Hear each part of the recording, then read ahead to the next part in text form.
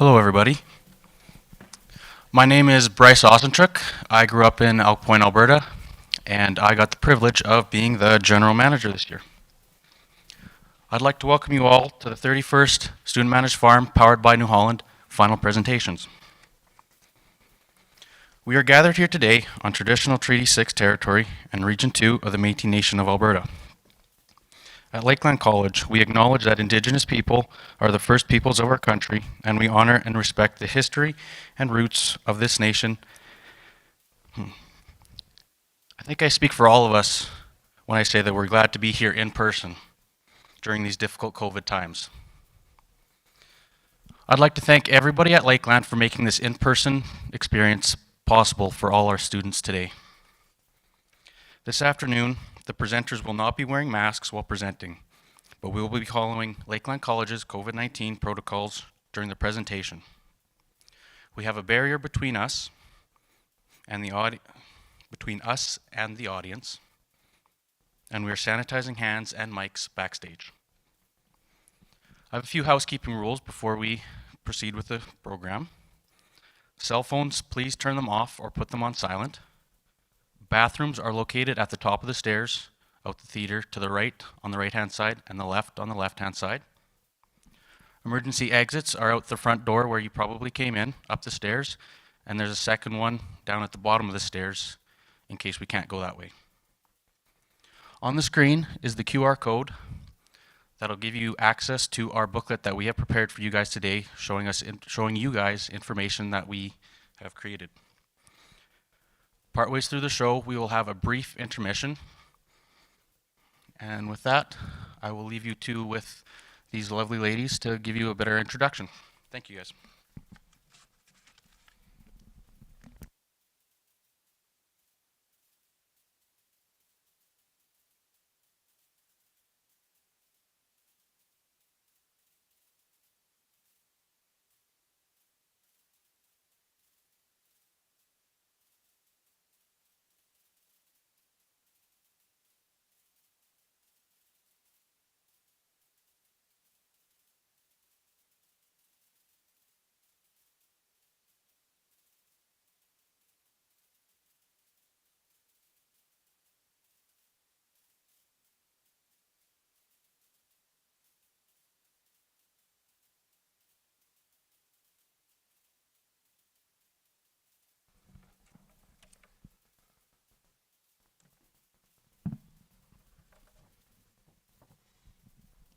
Good afternoon. My name is Brianna Elder, and I am from Unity, Saskatchewan. This year, I had the privilege of being part of the executive team on the Student Managed Farm, and I was the communication manager.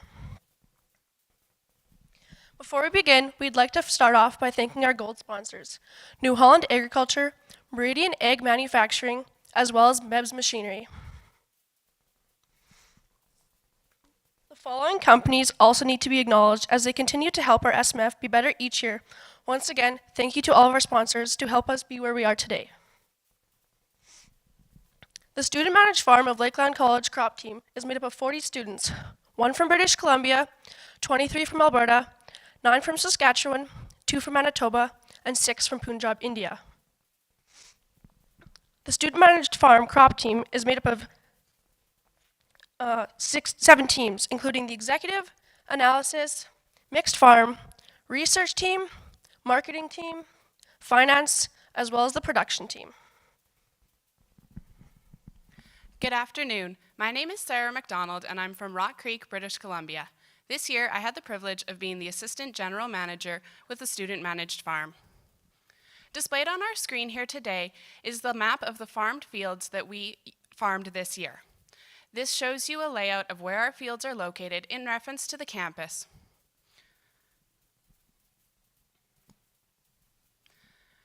Recently, the college acquired a new piece of land, so our student-managed farm has been working this year to put a plan together for the production season this spring. I would like to acknowledge our sponsors that graciously provided the funds we used to purchase this new land. This field is called LC25, and it's located about 5 miles west of the college campus. We're excited to see what next year's students are able to do with this new land. Throughout the presentations, our students will be using the term opportunity cost. So I wanted to give you a definition of what that means for our student-managed farm. Opportunity cost is a cost that typical operations would incur, including land, labor, and equipment.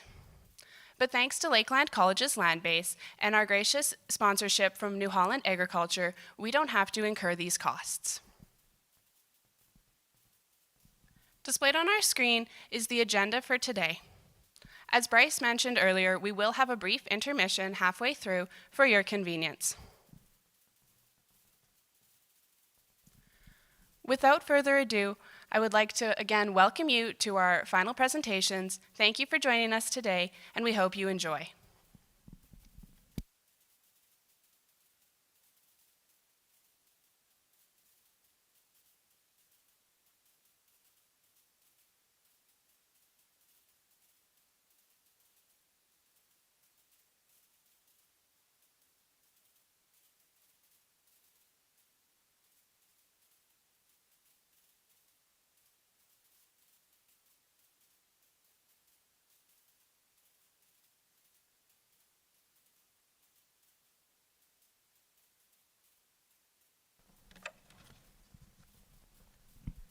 Hi there, and good afternoon. I'm Courtney Milhouse from a farm from Cutknife, Saskatchewan, and today I'll be talking to you about the wheat team slides from the 2020 harvest season.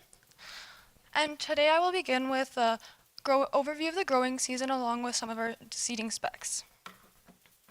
So for seeding dates, on LC13, seeding took place on Monday, May 11th of 2020, and then for LC18, it followed on that Friday of May 15th of 2020. And then for our yield, for both of our fields, it combined to be an average for 72.1 bushels per acre. And then for our average moisture, it was 13.3 to 15.1. And then for our average protein, it was 13.5 to 14.4. And then for our combining dates, it took place for LC18 on September 18th and 19th of 2020. And then for LC13, it took place on September 19th and 23rd of 2020. And then in this graph here, you can see that for Lakeland College and the Farmer's Edge, which provides data from the college as well as gives a comparison for bushels collected from all the farmers in the area to show a comparison of the varieties. Baling the wheat fields together combined a total of 580 bales that were used here at the college for any of our livestock needs along with any other needs that we needed. Both fields were harrowed this fall using a right-way heavy harrow, and this is our Harvest Helper Blue. My name is Jenna Timko. I'm from Westlake, Alberta, and I had the opportunity of being on the marketing team this year. So what we have up here is the 3 separate contracts of wheat that we had sold this year. The first one went to JRI Lavoie. It was 86 metric tons, and we sold that at $7.40 a bushel for a November delivery, and that one was set in October. The second one was sold as a deferred delivery, and it was 93 metric tons at $7.30 a bushel for November delivery as well. And the third contract was to Grains Connect. It was 87 metric tons at $8.30 a bushel for March delivery. Good afternoon, everyone. My name is Ravinder Singh, and I am from Punjab, India. And this year, I am the part of marketing team. And this is a wheat spot price graph. This year, we are dealing with the 7 elevators, and we sold all our wheat loads with the deferred delivery for the future months. And this is showing the first load, which sold to the Cargill in a town for the $730. And this shows the second load, which is going to the JRI Lavoie. And it shows the third load, which goes to the Grains Connect Baggerville. That's the highest price which we got from the Grains Connect. We didn't set any target. We just sold for the future month by the deferred deliveries. And the 2 days ago, we sold our last load to the Viterra here in a town for the $8. Thank you. Good afternoon, everyone. My name is Mansi, and I'm from Punjab, India. This year, I was on research team, And we decided to do straight cut versus swath wheat trial with an objective as there's threat to glyphosate of not being available in future years. So we are looking to move towards a non-glyphosate option to dry down our crops. So basically we're going to have 3 strips, 2 for straight cut with and without product, and the third one as swath, which is also without product as well. And we'll be looking for measurable outcomes, that is our moisture content. If we can harvest one quicker than the other one from lower moisture content, and then looking for bigger kernel size with glyphosate sprayed on wheat, and looking for yield differences between these 3, and we'll be using Waywagon for it. Thank you. Good afternoon, everyone. I am Manjot Singh from Amritsar, Punjab, India. I am in finance team this year. We got an average of 72 bushels per acre, while total expenses were $58,154. Total income of $87,040, with net margin of $28,886. We sold wheat at an average price of $7.75 and 11,000 bushels approximately. Wheat production. Blue bar shows the actual one, while the other one was budgeted for 2020. We spent half the price as budgeted for fertilizers. Moreover, the pesticides, seed and seed treatment were also less as budgeted. Expenses. 55% for production, 25% for custom, 13% for equipments and repairs, and 7% for insurance. Good afternoon, everyone. My name's Dylan Saib, and I'm from Sturgeon County, Alberta. This year I was on the production team. So this year for LC20, we decided on landmark wheat for the variety. This wheat has done very well for the college the last couple of years. About this variety, it is a semi-dwarf midge tolerant variety. It yields quite high and produces good protein. The fertilizer blend we came up with this year was 85, 20, 10.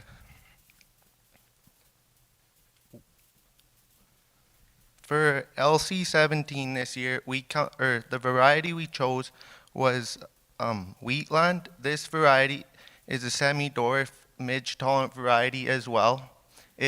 From what we've seen in the trials, that it is a high producing wheat and it produces good protein. The blend we come up with this year was 85, 20, 10, 0. For our herbicide rotation that we come up with, we decided on Raxel Pro for the seed treatment, Blackhawk and glyphosate for our pre-seed burn. For the herbicide control, we decided on Infinity FX and Vero. And then for our fungicide, depending on the growing season, it may change, but we're hoping to use Triva Pro. This map is from the government of Alberta. It shows the pests and pests like wheat midge, and it's showing that vermilion's in a potential hotspot in that red circle. That's the reason we chose midge tolerant wheat. This wheat is special in that it has the SM1 gene. This gene allows the wheat to produce a phenolic compound, which as midge larvae feed, it'll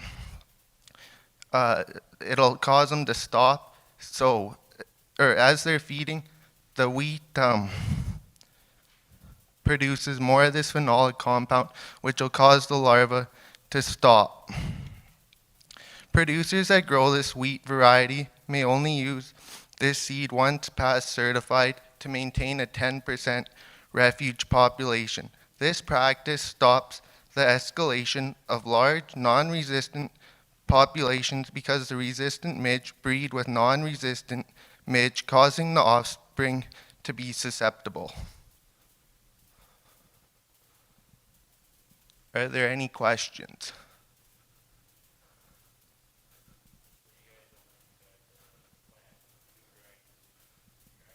Yeah.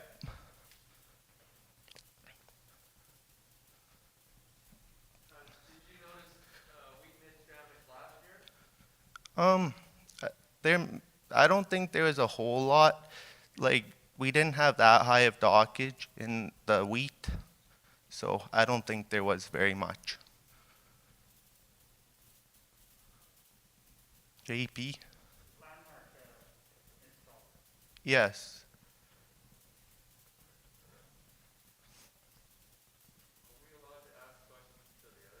Yeah.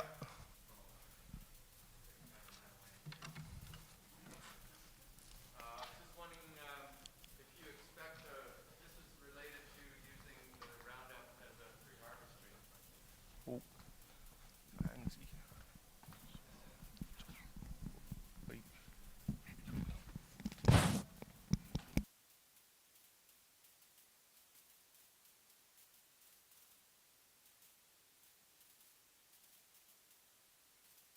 Repeat the question, please.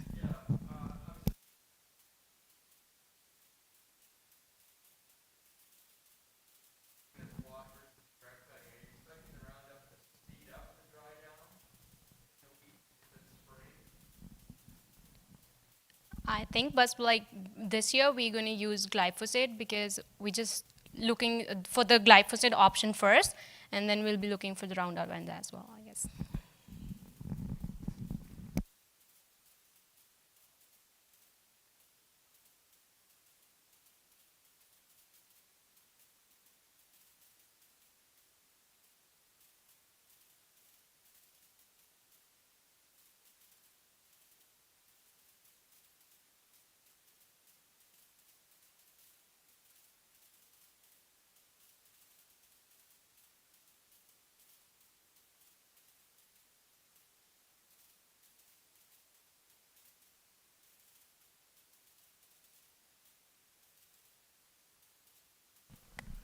Good afternoon, everybody. My name is Jared Tennant. I'm from Balf, Alberta, and this year I was part of the analysis team. And a program that I worked with this year was Compass. So Compass is a program that eliminates physical books and makes everything accessible right from your smartphone. So why the SMF uses Compass? Because it's central based, it's easy access, and we can see all of our agronomic data. So in this picture here, we have some of the college's fields. It's nice to have this kind of an option because if someone has a question of whereabouts the field's located or how many acres it is, right here this will tell you where the land location is and which field has what acres on it. In this picture here is some of the college's bins, and this is some of the grain we had left over through the season here. So how we use it to manage our grain for the bin inventory side, and also records of selling. So if we're wondering how much grain we have in each bin or whereabouts it's at, we can go on there and see which bin it's in. And if the marketing team is thinking about maybe selling some grain, they can go and see what we have left. And also records of selling in case we take a load of the elevator and come back with a problem, we can see which bin it came from, see if we had a note, if we had something in it that we were supposed to be kind of looking out for.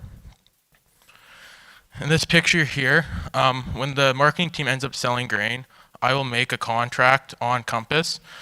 So I will choose the buyer that we sold to, the variety of crop that we sold, how many bushels we sold and the price we sold it for, and the contract date that it was made. And then for the shipment side, it's pretty well the same components, the buyer, the variety, how much we sold it for, and the shipment date. The benefits through this is that it's nice for everybody to go on there and see what we have left in the marketing team. It's easy for them to go on and see what we have left, whereabouts it's at, if there's bins that are not full, if they're half, and it's efficient. Everybody can go on there. It's not just a one-person job. Everybody can go on, see, and it's really nice and useful to use around here. Are there any questions?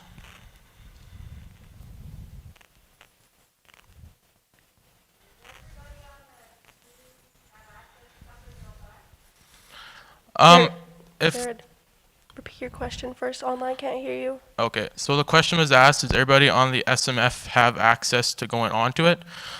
Yes, if you need to go onto it, we can just send in the code and just look it up on the internet and type it in. And you have access to everything.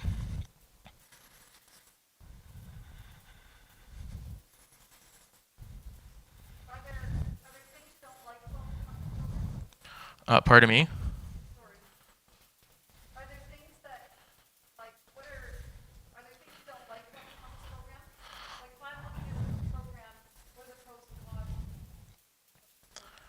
Well, of course, you need internet to access this. It's not like on paper or anything.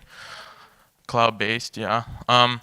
But I like it because if I'm at home, I can go onto my phone with it and I can look at things if I gotta make adjustments. If I'm out in the vineyard, I can quickly go on, look at it. If I'm back in my room, I can go on the computer, stuff like that. Cons, I really didn't have too many troubles with it this year. Everything seemed to go pretty smooth with it, but it's a good program and I think it's really useful for the college.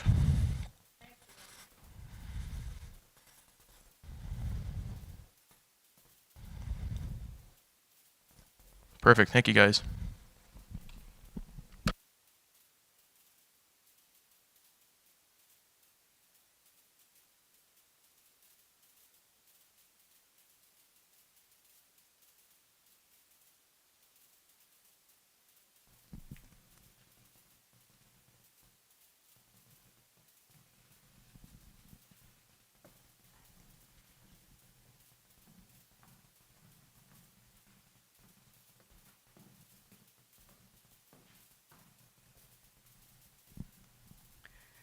Good afternoon, everybody. I am Jessica Black from Love, Saskatchewan.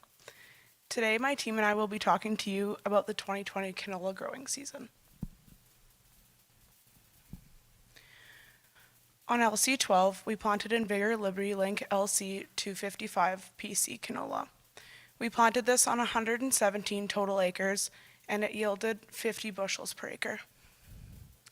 This field is located north of Township Road 505, which is west of the college. The reasoning for the lower yield on the northwest side of the field was because of flea beetle damage, and the red on the southwest center was because of compaction due to a gas well that we previously had there. The blank space in the lower left corner is where the Lakeland College research team had their trials, and just right to that is where BASF had theirs. There was very little insect damage and weed pressure on this field throughout the growing season, and it ended up yielding average for the area.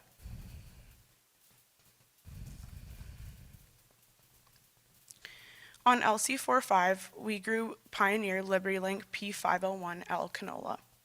We grew this on a total of 90 acres, and it ended up yielding 49 bushels per acre. This field is located behind the dairy barn. In the middle of the field, there is a slough that has been reoccurringly low yielding every year. So that could be the reasoning for the red there. The field has multiple low spots, which is also why the field is discolored on the map shown. This field also experienced hail damage and ended up being sprayed on the later side, so there was no time to go in with a second pass. And at the end of the growing season, there were patches that weren't controlled with weeds.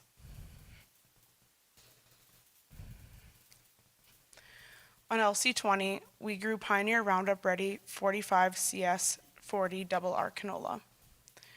We grew this on a total of 109 acres that yielded 48 bushels per acre. This field was almost at its 20% flea beetle damage threshold in June, so we ended up spraying it. The field grew out of its damage, but there were a lower plant count in the heavily infected areas.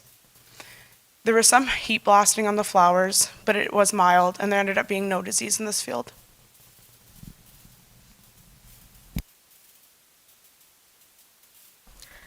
Good afternoon, everyone.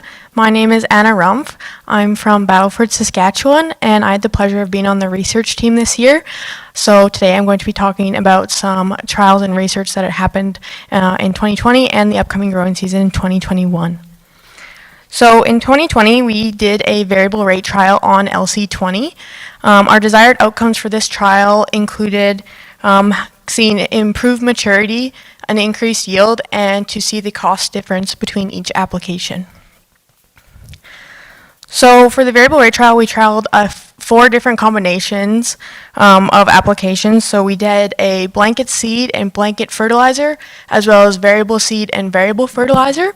So on the map there in that squared off area, that is where the trial was placed, with the strips running east and west. Now, unfortunately, we actually were not able to get any data from the trial due to some equipment complications. We ended up having to get a new combine in to finish the field, so we were unable to retrieve any of that data, unfortunately. For the upcoming growing season of 2021, the SMF research team proposed a crystal green trial to look at a different option for a phos source for a crop. So some of the reasons we chose crystal green is because it is a new product out on the market, and we wanted to see the benefits that it could provide to our canola. As well, crystal green has a lower salt index compared to MAP, with a guaranteed analysis of 52800, with an extra 10% magnesium that helps minimize the type in the soil, improve the plant uptake of the nutrients, and hopefully increase yield. As well, crystal green is sustainably produced. It is made from nutrient-rich wastewater from sewage or treatment plants. So the process, it goes through a process of nutrient recovery technology where they extract those nutrients and make it into crystal green. So more on this presentation more on this trial will be discussed later on in this presentation. As well, on the upcoming growing season, Lakeland, this is going to be the second consecutive year that Lakeland has partnered with BASF for some canola trials on college land. So the canola trials will be placed on the new land, LC25, probably in the middle section of all the research areas in the south half. So they will be testing some old and newer varieties going out on the market. So at the college, we are very excited to see the results of these trials and excited and grateful that BASF was interested in continuing their research with us here at the college. Hello everyone, my name is Narendra Billing and I'm from Punjab, India. And this year I got a chance to be on marketing team, and being a part of marketing team, I have information from the two elevators, ADM and Cargill. And we sent 4 loads to Cargill and 4 to ADM. And for the ADMs, for the first contract, for the ADM we did all the target prices, like didn't do any kind of spot price or deferred delivery. We set the targets for the ADM, and for the first target we set it for 40 metric ton for the month of November, and it was for 1175. And for the second one, this is for $12 per bushel in February 2021, and the third one is 1240 for January for 42 metric ton, and the fourth one is 42 metric ton for $13 per bushel, and this is the highest which we got from the ADM this year. And for the Cargill, we did 2 target sets and 2 deferred deliveries, and the last one is not out yet, and this is in the college, and all the other deliveries are done for the ADM and Cargill. For the first one, Cargill, this is for 42 metric ton for 1240 in the month of January, and for the second one, this is $13.25 per bushel for January 2021, and third one is $13.50 for February, and the last one is going out in April. And all the deliveries are done for these 2 elevators, and from the starting we are getting good prices, but now the prices are a little bit too high and we don't have much canola to sell. Thank you. Hello everyone, my name is Harmanpreet Singh and I am from Punjab, India. I was the part of marketing team this year. With selling the old crop, we think to sell some of the new one, as the prices are really high this year. So we set the target for 1260 before January on February, and decided to go for the 90 metric tons, and it hits, and we are delivering this canola in September and October. With this, we decided to sell more, and we set a target for 1495 for the 40 metric tons canola of more, but it didn't hit yet, so we are looking for that, and this GPO will expire on April 30, so hope so we will hit that and we will sold 40 metrics more. This is the graph of canola prices throughout the year for the different buyers, and the star shows the date and the month on which we sell the canola, and these are here from the October 8th. The prices are rising, and then we decided to sell some, and after that pricing going up and up, we sell, but at the end we have more prices, but we don't have canola to sold. Thank you. Hello, everyone. My name is Jaden Sittler. I'm from Landis, Saskatchewan. This year I had the pleasure of being on the finance team. So what I have in front of you guys on the screen here is some of the budgetary targets we set for this year. So for seed and seed treatment, we set a target of $80 and came around about $75.96 per acre. Fertilizer, we set a target for $90 and ended up being around $60.89. And for pesticides, we were a little over budget, with our target being $30 and us ending up spending $41.45 per acre. This is a chart of the expenses we incurred and where they went across the canola operation. So for equipment and repairs, that was 11% of our expenses. 63% of our expenses were production, so seed and seed cleaning, seed treatment, stuff like that. 18% was custom work, so the application of pesticides on our fields, and 9% was insurance. So for the total income and expenses and net income, we had a total income of around $206,000. Our expenses ended up adding up to around $129,000, leaving us with a net income of $77,000. Thank you. Hello, everyone. My name's Justin Morwa. I'm from Vegreville, Alberta, and I was on the production team this year. So for our crop rotation, when we looked at what we wanted to seed for canola, we looked at putting it after cereals so that any volunteer cereals could easily be controlled and we'd keep our fields nice and clean. When deciding on our varieties, we looked at some research trials that have been done, looked at what resistances they had, and decided from there.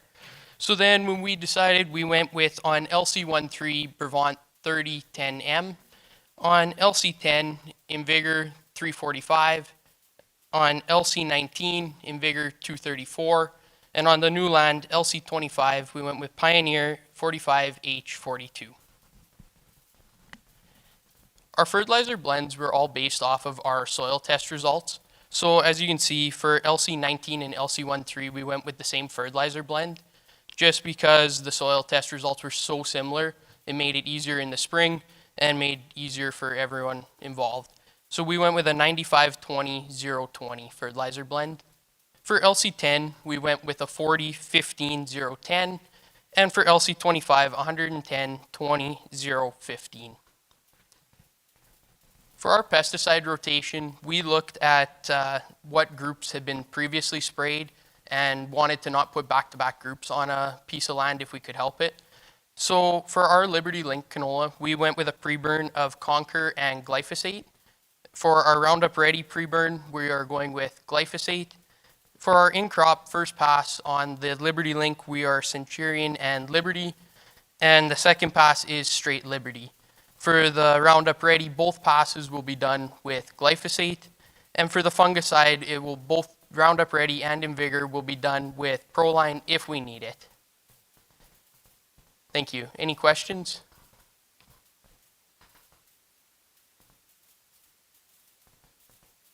Yes?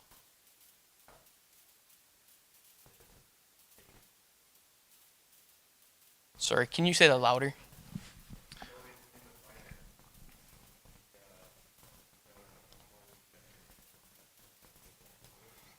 So the question was, in the finances, the money we spent on pesticides, what happened?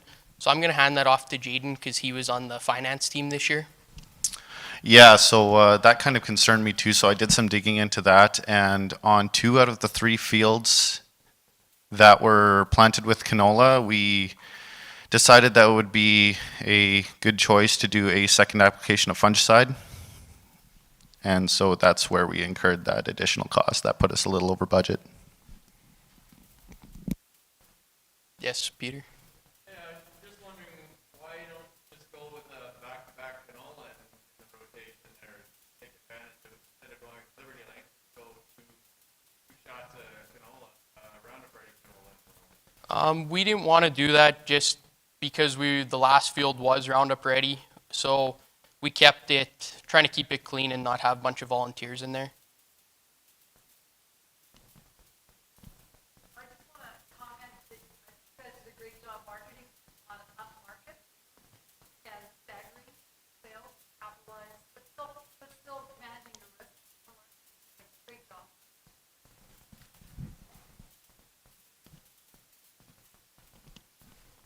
JP.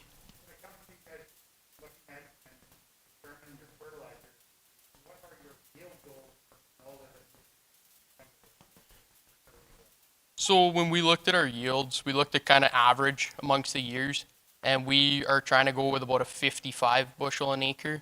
And then, so we just took that and then applied it to our soil tests.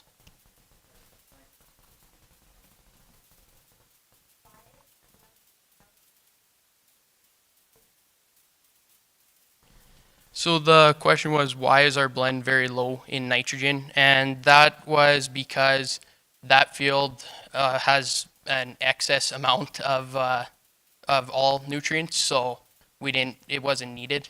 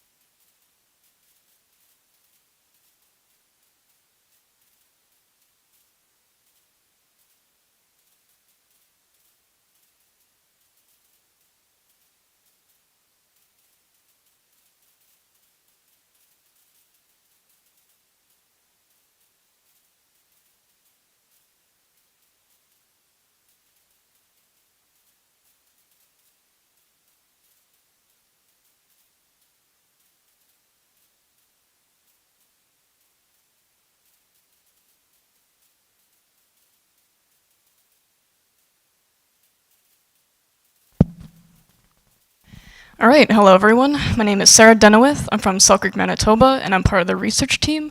And this year, my topic today is going to be on research trials that we do here at the college. So the reason we do them to perform independent studies, to test various ideas, and along the way we find solutions to modern agricultural problems. And it also serves as an excellent learning opportunity for the students here at Lakeland. So for the 2021 trial, we're going to be testing the efficiency of crystal green as a phosphorus fertilizer for canola. And they're pictured in the hands. Those are the white pellets, the crystal green.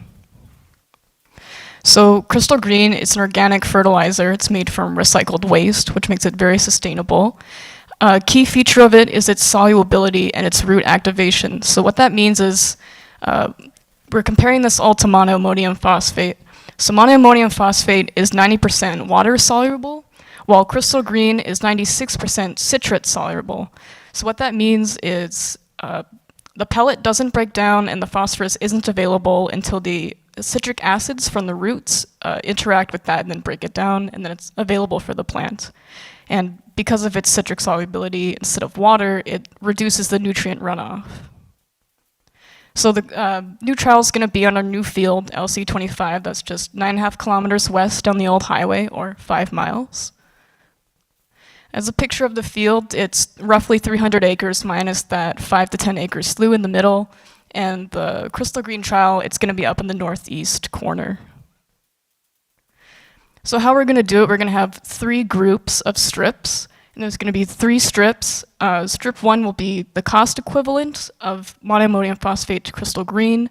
Strip 2 will be just the monoammonium phosphate, and strip 3 will be crystal green. So for the cost equivalent, if we're putting down $15 an acre of monoammonium, we'll do the same with the cost equivalent for crystal green. So strip 1 will also have $15 an acre. So crystal green costs a lot more, so that means we will be putting down less, but because of its lack of runoff, there'll be less disappearing within the next season. We'll still have more phosphorus there next year. So things we're going to be looking for, we're going to be measuring the emergence rate, the root mass, and the maturity. Those will be, we're going to do those visually, take some pictures throughout the growing season, keep track of that. Seed size, moisture content, and yield, that's all going to be measured after harvest.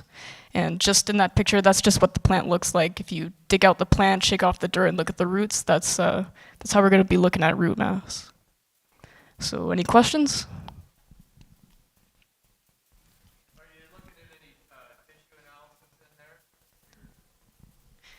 I believe we're going to send some for tissue sampling. But I'm not too sure on that, sorry.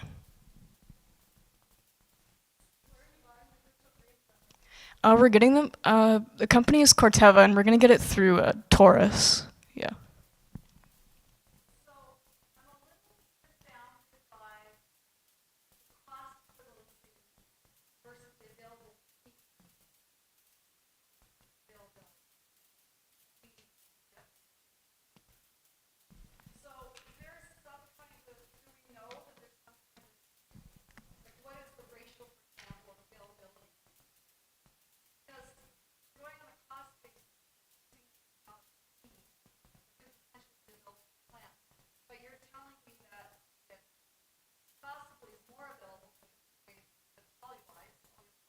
Yes.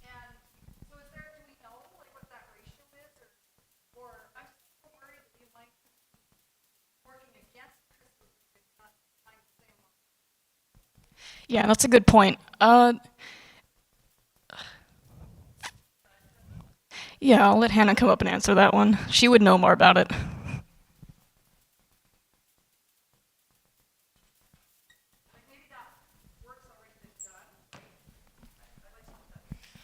So I've seen a lot of crystal green in our area being grown, and basically what we're doing for the first strip is the cost equivalent. So for the cost of crystal green, it's more expensive, but it has a better analysis. So we're looking to apply the same amount of cost equivalent that we would apply of MAP, but it's going to give us more of a return because there's still more FOSS in crystal green than there is in MAP.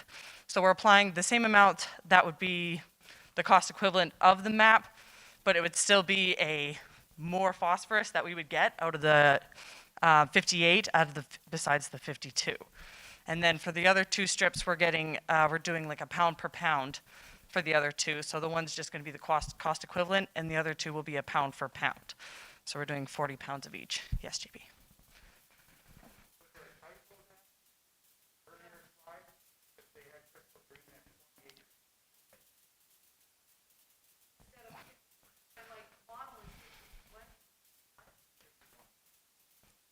For the, where was the percentage? Sorry.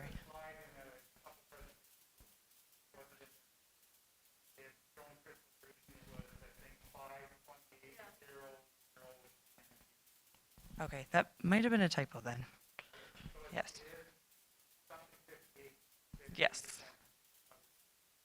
Yeah, so it's a higher FOSS content than it is with MAP. So then we'll still, like you can apply less crystal green and still get a higher FOSS equivalent. So we're saying, but crystal green is more expensive, so we're going to apply it at the dollar figure of MAP so people can compare to what, if users are like regular farmers are going to use it, then they don't want to spend a whole lot of money. So we're going to see how much FOSS return we can get by applying less crystal green at the price of MAP, if that makes sense.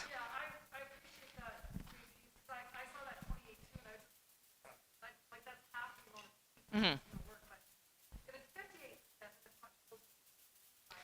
Yes, it wouldn't make sense for us to apply something having to apply it double than what we would MAP and also twice expensive. So, like we wouldn't, if that makes sense.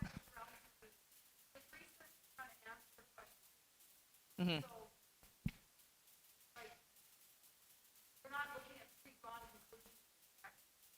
No, like we're mostly looking for, so crystal green is a more sustainable source for FOSS, and it's more easier to get. It is more expensive, but it's better for the environment in the end. So yeah, so we're mostly looking just more for a sustainable thing and just to see the kind of effects on it, because it does have a claim that it can be better than the MAP. So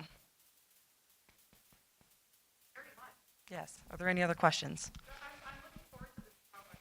So are we. We're still kind of doing the final touches on it to make sure it's still kind of viable and getting into the nitty-gritty details, but we think it's going to be something that's very worth it in the end. Yes, JP.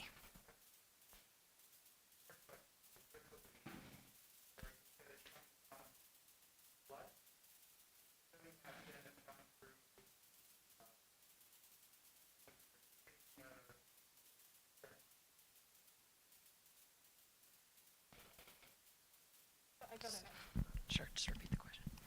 Yeah, so you're asking how they make it? Is that?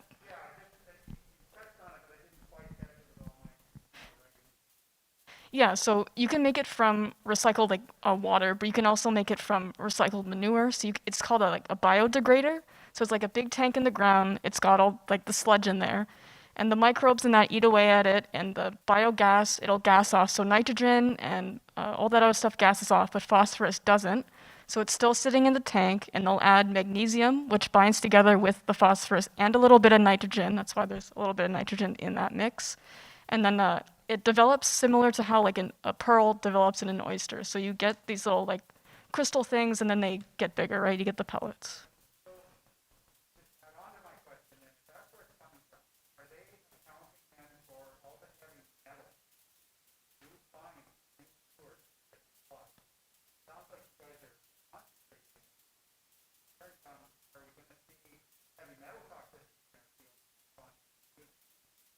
That's a very good point. We didn't consider that, but we'll definitely look into that and put that onto the plan, yeah. Yeah.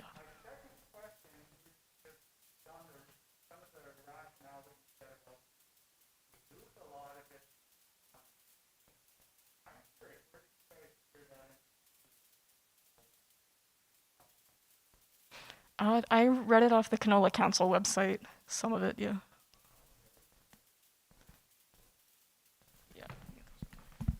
I wouldn't say it necessarily like runs off, but we do lose it like throughout the years. Crystal green is more of like a source that stays in the soil better than it does because it doesn't tie up nutrients. It also stays more root activated, so it's in the soil longer than it would the ammonium phosphate.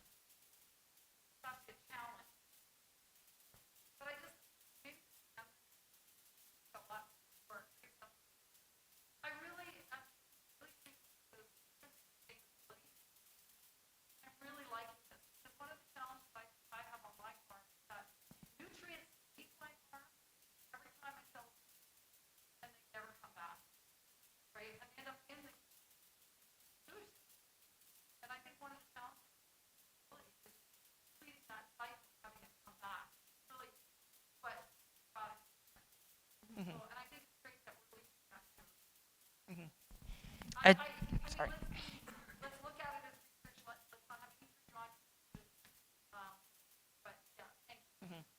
Well, we really appreciate the feedback, and definitely like there's just some things that we need to finalize, look into a bit more so we can make those proper things to make sure it's a successful trial.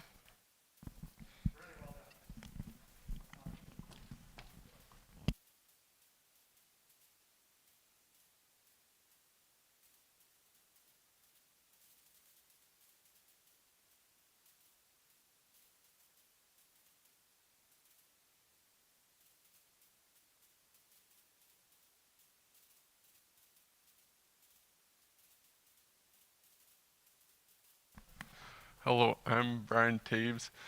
I'm from Mayfair, Saskatchewan, and I was part of the analysis team this year.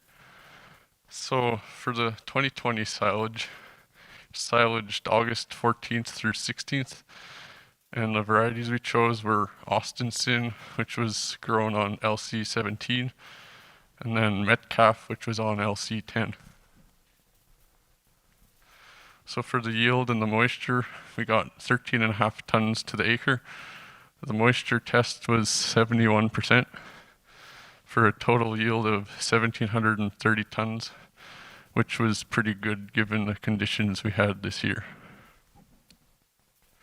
And this here's just a picture of LC 17, the Austinson barley. It had a pretty big wind come through there in the beginning to middle of July and flattened it, but didn't sacrifice too much yield, thankfully. Hello, my name is Brianna Baird, and I'm from Leduc County, Alberta. This year I was on the mixed farm team. So corn silage was grown on LC 14, which has 130 acres. Of those 130 acres, we took silage off from October 5th through 7th, and the variety was Pioneer P7005 AM. So in total, we had just a bit over 21,000 tons. There was 16.5 tons per acre at a moisture of 63%. And so in order to ensure the quality of our corn silage, we monitored the corn closely before harvest, taking regular moisture tests. And once we got closer to harvest, and we were then taking moisture tests every day just to achieve the optimum moisture for harvest. So every load that was taken and hauled to the pit, we would check the particle size, kernel processing, along with performing a dry matter test. And we were able to do this because the livestock kids would split up their shifts. And so it was a continuous, if someone was working, someone was off, and it was just a continuous day.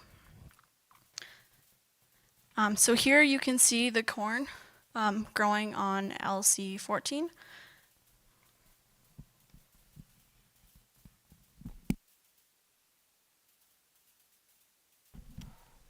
Hello, I'm Baden Connor from Kitscuddy, Alberta, and I was on the mixed farm team.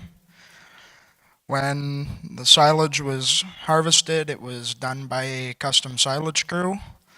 They brought a silage cutter, a few trucks, a packer tractor, and we also used the tractor provided to the college to pack as well. That picture there is the silage pits out by the bin yard, and the two packer tractors packing the pit.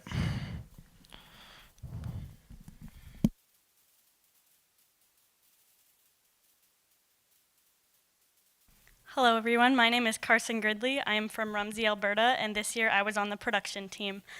So for corn silage this year, we're growing corn on LC 14. The reason for this is because atrazine was sprayed on it, and that is a Group 5 broadleaf residual herbicide, so we've had to plant corn there for the last 3 years.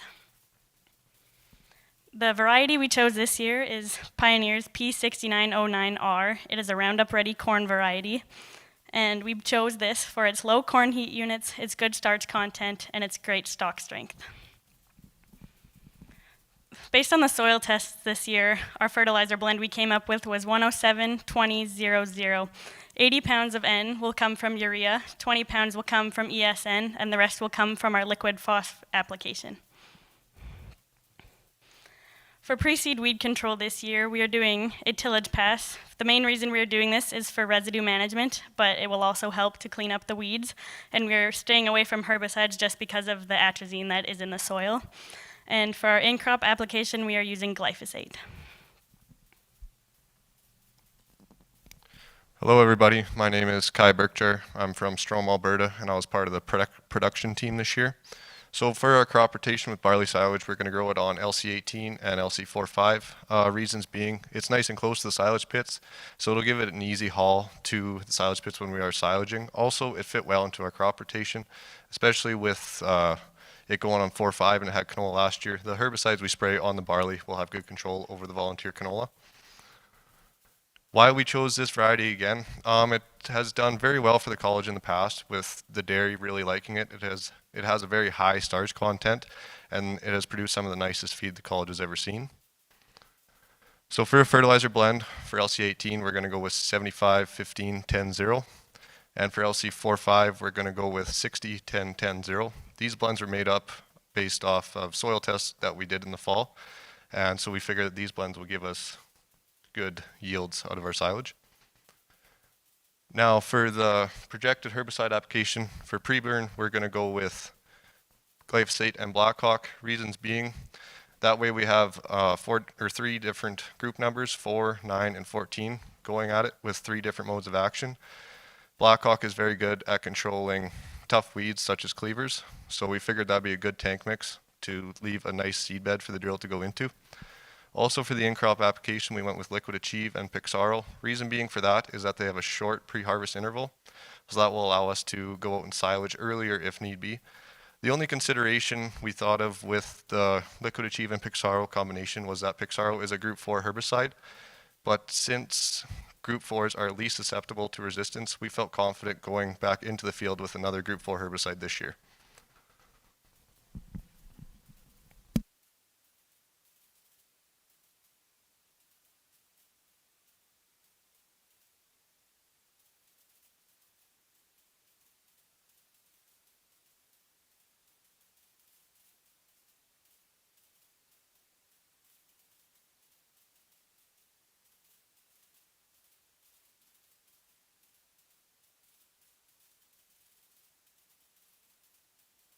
So for our finances for the 2020 barley, our income per acre was $294 an acre. The expenses per acre were $318 an acre for a net margin of negative $803 due to the fact that on LC10 we chose a malting variety. Then for LC17, the finances income per acre was $544 an acre. Our expenses per acre were $321 an acre for a net margin of $21,191 an acre for LC17. And this is just a breakdown of all the various costs associated with the barley silage, and everything's fairly under budget.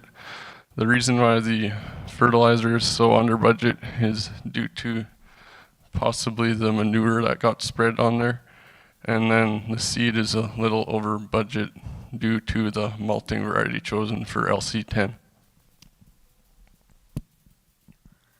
So for the 2020 corn finances, the corn silage grown on LC14, which is 130 acres, we had an income of $659 per acre, and our expenses were about $450 per acre, which gave us a net margin of just shy of $27,500.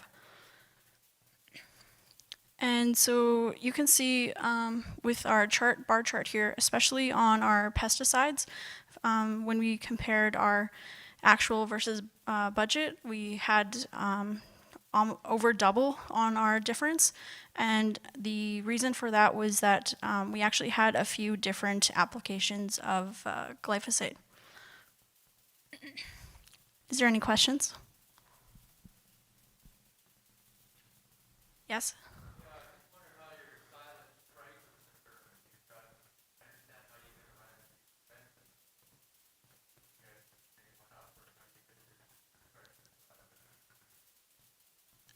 So the question was, how did we come to our silage prices, if we just made them up, or where did we get them from? This question would actually be best answered by Matt from our finance team.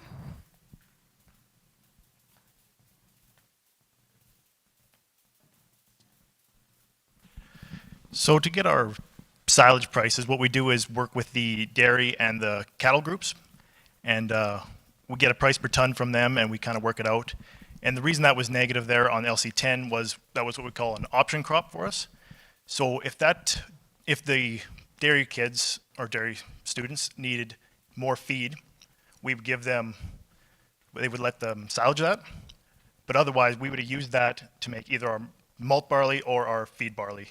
And then we would have got more profit from that. But considering they needed the feed, we let them silage it, and then that's just a lower profit for us.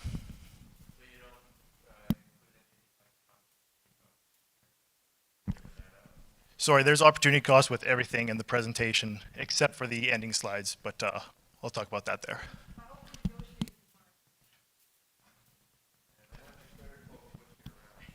We try our best.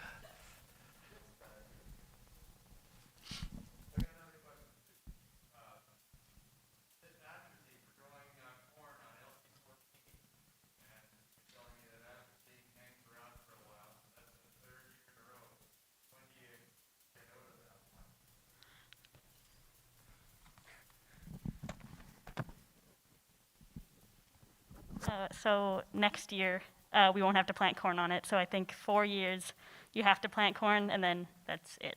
You don't have to plant corn there anymore.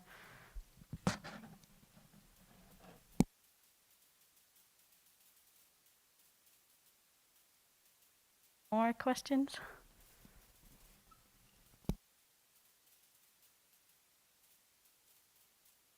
Thank you.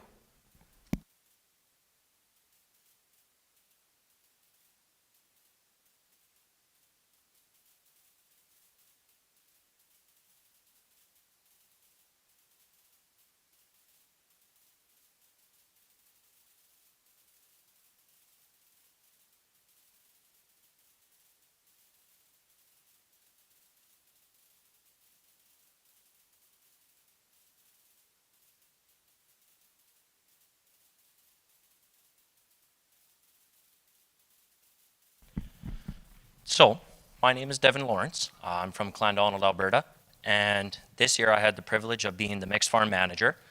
My topic for this afternoon is manure management.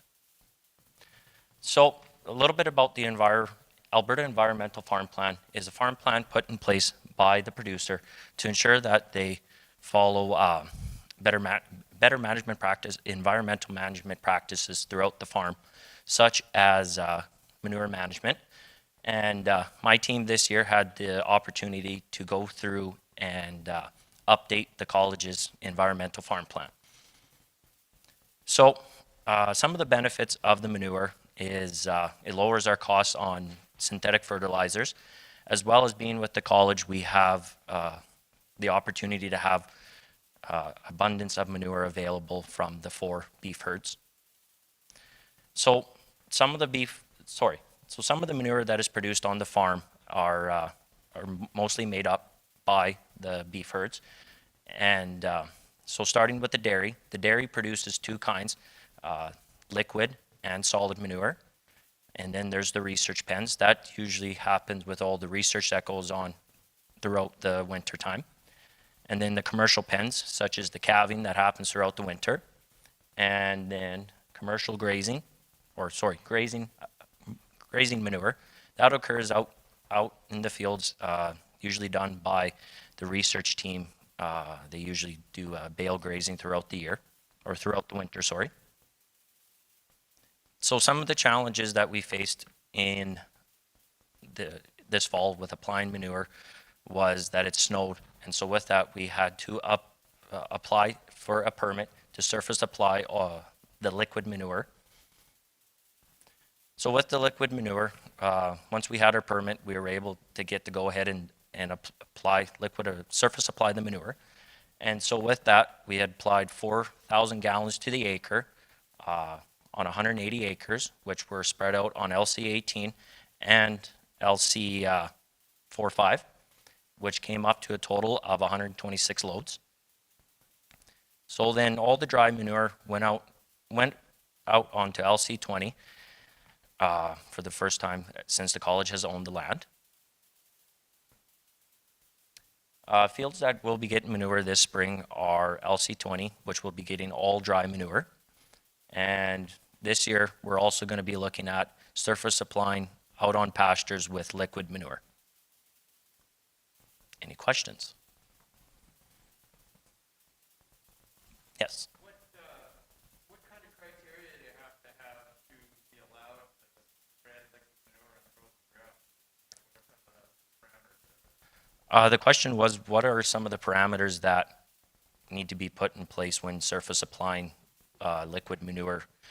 Like I said, you need a permit to apply in the snow. And then with that, you have to tillage do a tillage pass in the spring to incorporate it. Any questions?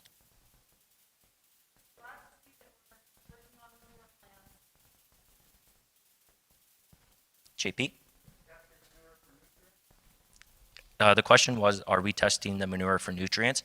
And the answer is yes. We are, in the mixed farm, we are looking at testing the dairy liquid manure as well as the solid manure throughout the whole farm. Sorry, what's that? When do we do that? I guess right about now we're kind of testing that. Carmen?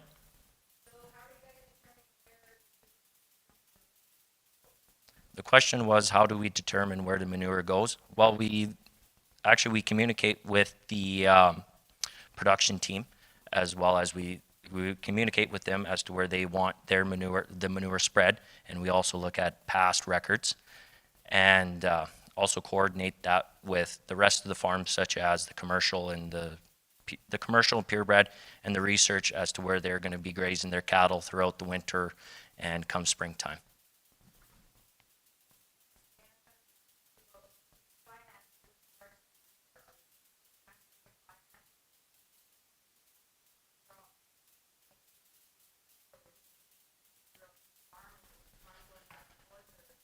So the question was finance about the manure as to who is paying for the bill. That is honestly an ongoing topic throughout the whole crop as to who is paying. So yeah, that's all I have to say about that. Is an ongoing discussion.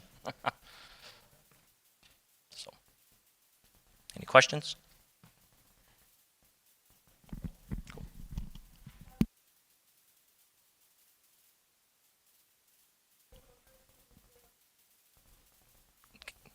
Can you repeat the question?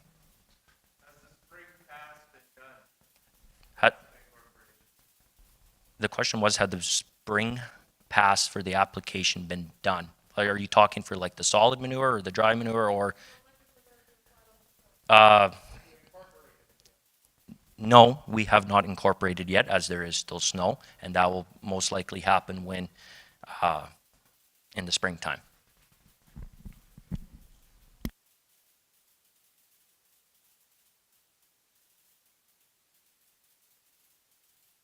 Look up. Yes.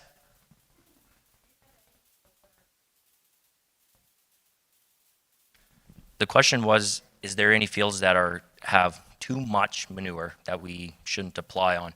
And I honestly could not tell you. I'd like to say the whole college itself has a lot of, has that big issue, but that's more of a production. Sorry? Tom, our production manager, said most of the fields are high in phos. So.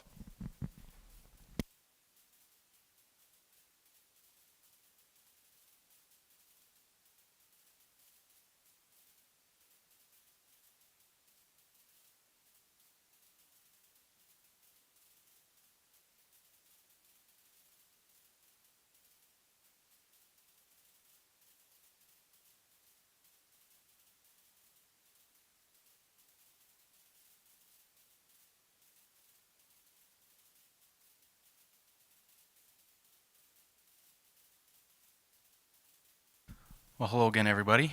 Myself and a few others will be talking about our pea production this past year and the upcoming year. So this past year, we seeded AAC carvers on May 8th on LC19, and there will be a little bit more details in the booklet that we have made up. So LC 19 is made up of 91 acres, and we harvested through September 4th and 8th, and we yielded at about 61 bushels per acre, but it varied throughout the field due to the fact that a lot of it had lodged and gone flat, so depending on how the day was going was how well it was able to get picked up.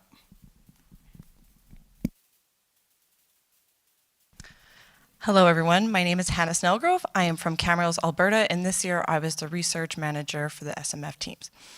For the past 2 years, the Research Centre has been participating in a pea phosphorus trial with Alberta pulse growers.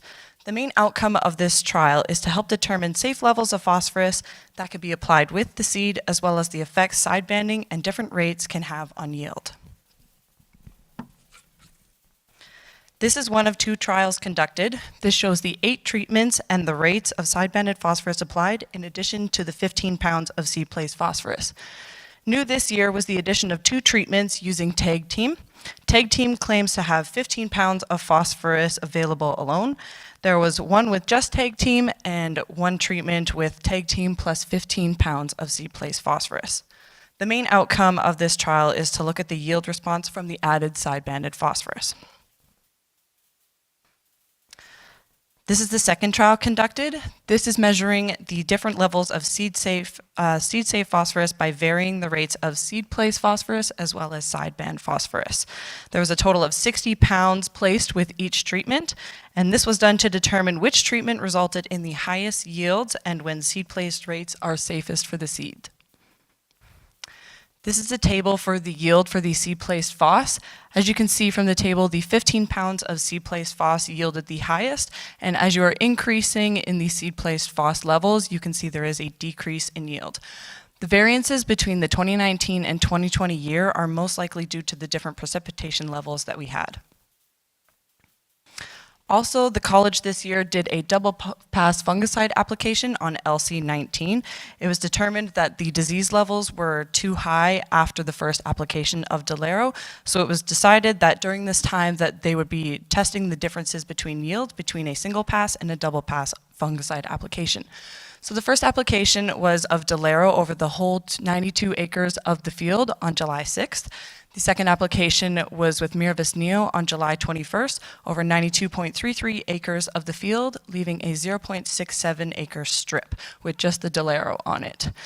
The single pass application yielded slightly higher with the 61.44 bushels per acre, and the double compared to the double application yield of 61.21 bushels per acre.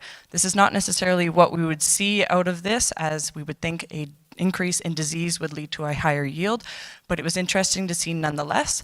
We did consider that this had a higher production cost, so it may not have been productive for us this year.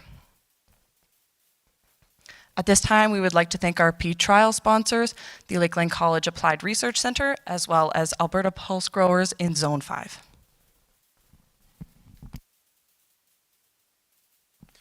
Hello everyone, I'm Connor Smirchansky. I'm from Westlock, Alberta, and I was part of the finance team this year.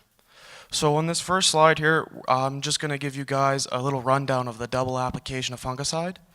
So it came around $41 an acre just for the pesticide. So Delero was around $23 an acre, and Miravis around $18 an acre. And then just for our custom application for spraying was almost $17 an acre. Right here we have our income for the crop this year. So we profited around $37 an acre, so a gross margin around $3,500.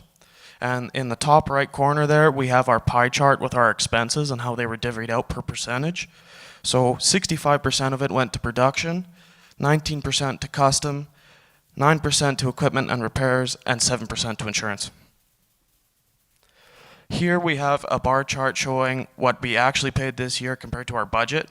So on the pesticides, you can see that we budgeted for $57 an acre, but actually ended up paying $93 an acre. That would be because of our double pass fungicide, which is alone around $42 an acre. So you're forgetting around our herbicide application pre-burn and our pre-harvest. So for fertilizer next, we budgeted for $45 an acre and actually spent around $26 an acre. The reason for that would be we only put down phos this year with our peas in the seed. And then our seed we budgeted for $100 an acre, and we actually paid $65 an acre. Good afternoon, my name is Davis Schmidt and I'm from Watrous, Saskatchewan. This year I was a part of the marketing team with the SMF. I had the pleasure of selling the peas this fall. I contracted them on a deferred delivery basis to Viterra here in town for $7.22 a bushel. And with that, the reason we sold so early was because other crops were coming off so well that we ended up needing the extra bin space. So on the marketing team, we have continued to watch the pea markets both at Viterra and other places or other elevators. Prices have gone from $9 to $10 and over $10 per bushel. So we're looking back at the time of when we sold at $7.22, with today's market being at $10.86 a bushel. We needed the bin space, so we corrected and we made room for the crops coming off. So right here in this chart, you can see our monthly averages of spot prices at Viterra here in Vermilion. So October, when we sold, is $7.22. November average was $8.98.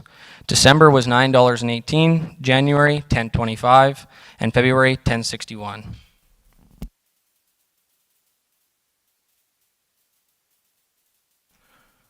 Hello, I'm Jordan Saloff, and I'm from Watcher Sask, and I was on the production team this year.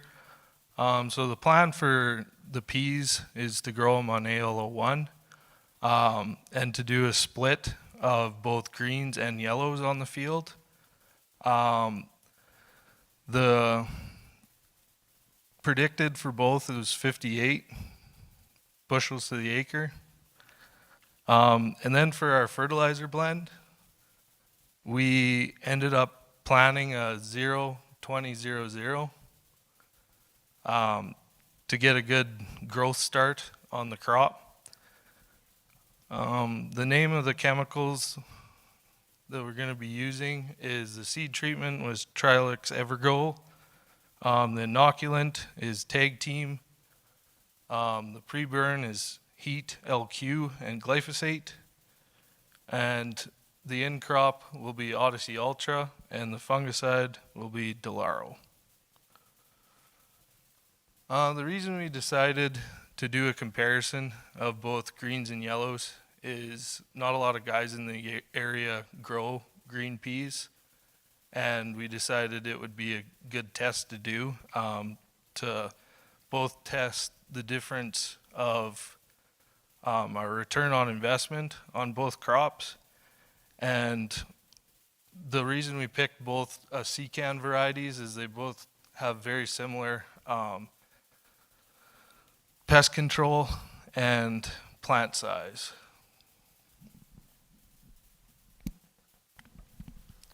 So we are also going to be putting about 50 acres on LC25. That is due to the fact that research is going to need some pea stubble in future years to put some trials there. So that's why we're putting it there. We've decided to stick with CDC Canary for it. Fertilizer is going to be the same and same projected yield, but our pesticide rotation will be a little bit different because we do not need any chemical residue left in the soil from certain chemicals, just to make sure that there's nothing going to contaminate it for any research trial that's going to be coming up in the future years. So with regards of this year needing extra bin space, our marketing team decided to go ahead and look at future months. And the future months, we have contracted 40 metric tons at $9.75 a bushel to Cargill, and that is for a fall delivery. As well as with seeding greens this year, we have also been looking at other places such as AGT Gibbons as a potential buyer for our green peas. And Gibbons is about 2 hours away, so trucking is definitely taken into consideration.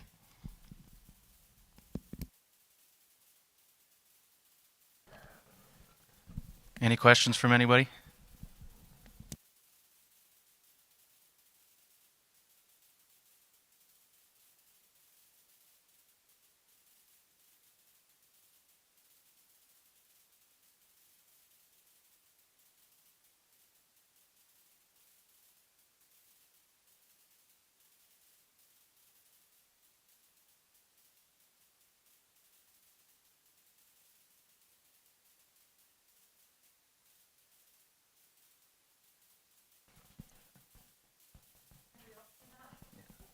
I think we just had a really good operator that day.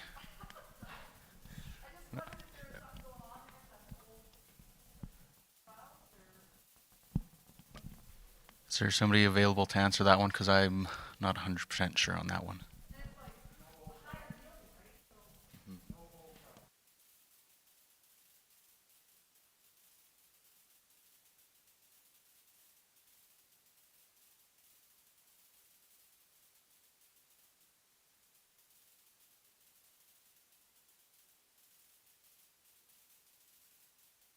Yeah, so that day, the green rectangle you're talking about, we were going about 0.2 miles an hour with the combine, so we're doing a really good job picking everything up. But I'm pretty sure just that green rectangle was about a day and a half of combining, so we definitely had to speed it up somehow. So we sacrificed a couple bushels an acre yield just so that we could get into the wheat that was also getting ready.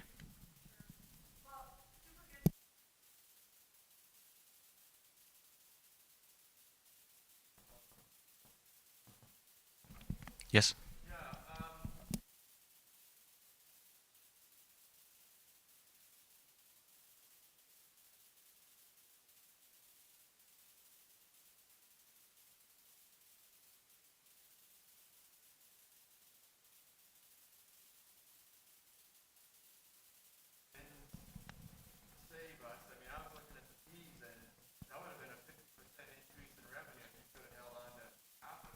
Well, and that's just it, but that's why we're going to have we had the presentation of capital purchases? So it's coming up, and that will carry into that for you.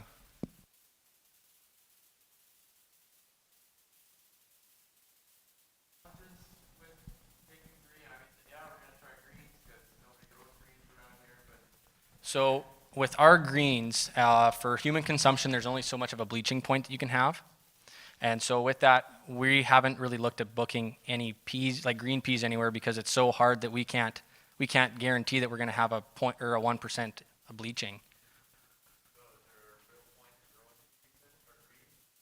I think we're going to do it for more of like an average bushel per acre difference and see if there's any advantage of growing peas versus yellows, or greens versus yellows, sorry. Yes, JP. Right now they're about even, as we sit today.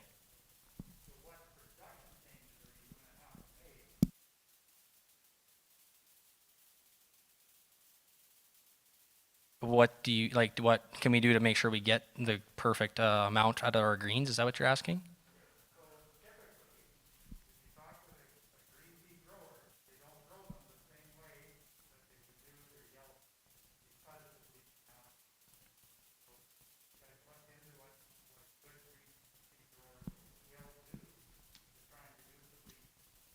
Jordan, are you able to help out with that question? As a grower?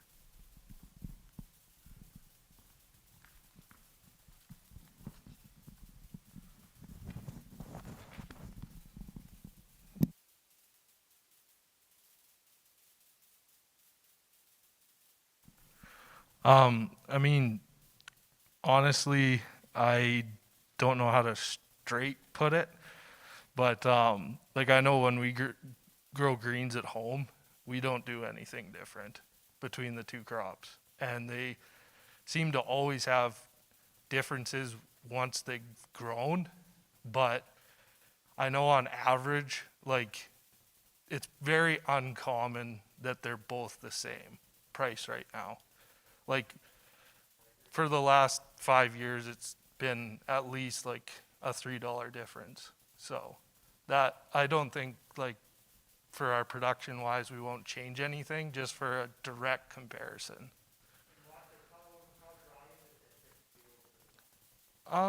Usually it's not too bad. Like where I am and where we farm, like we have consistent sloughs, so we don't have a moisture problem.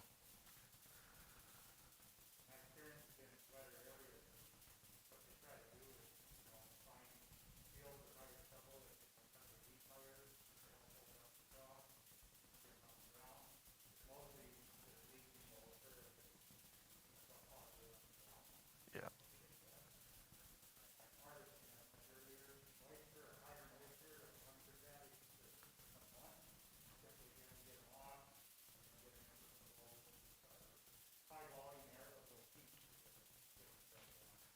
Yeah. So what JP is saying is just like basically keep them dried down, and that'll help. I know, like personally, we swath, so our swathing timing is like we just go ahead and do it sooner, and it tends to keep the bleaching pretty, on par.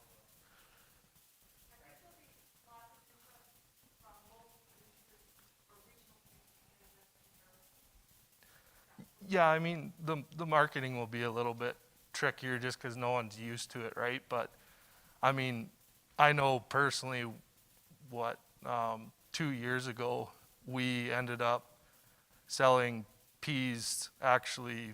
So I'm middle of Sask, and we sold peas all the way in Manitoba for the greens and $13. So it was pretty good.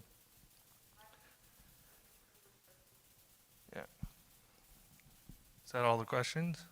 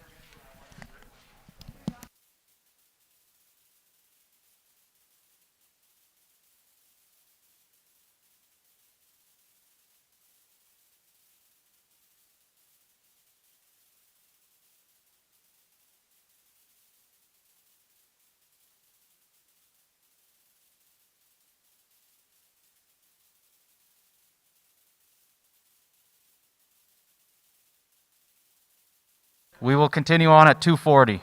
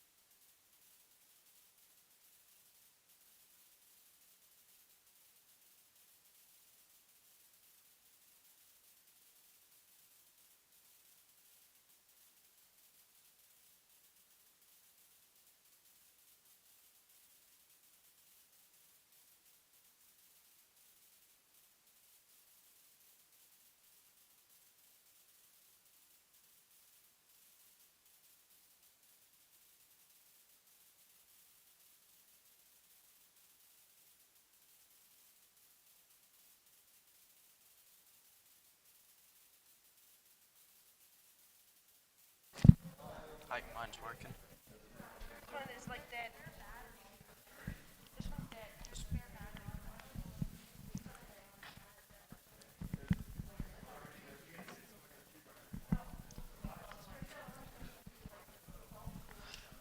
Hello everyone, I hope you guys can settle back down. That's where we'll get started with the second half of our SMF presentations.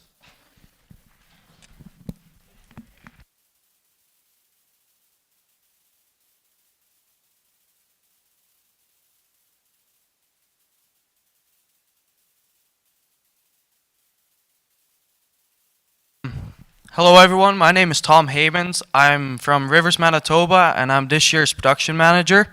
And today I'm going to talk to you guys about the tillage demo we had on October 21st.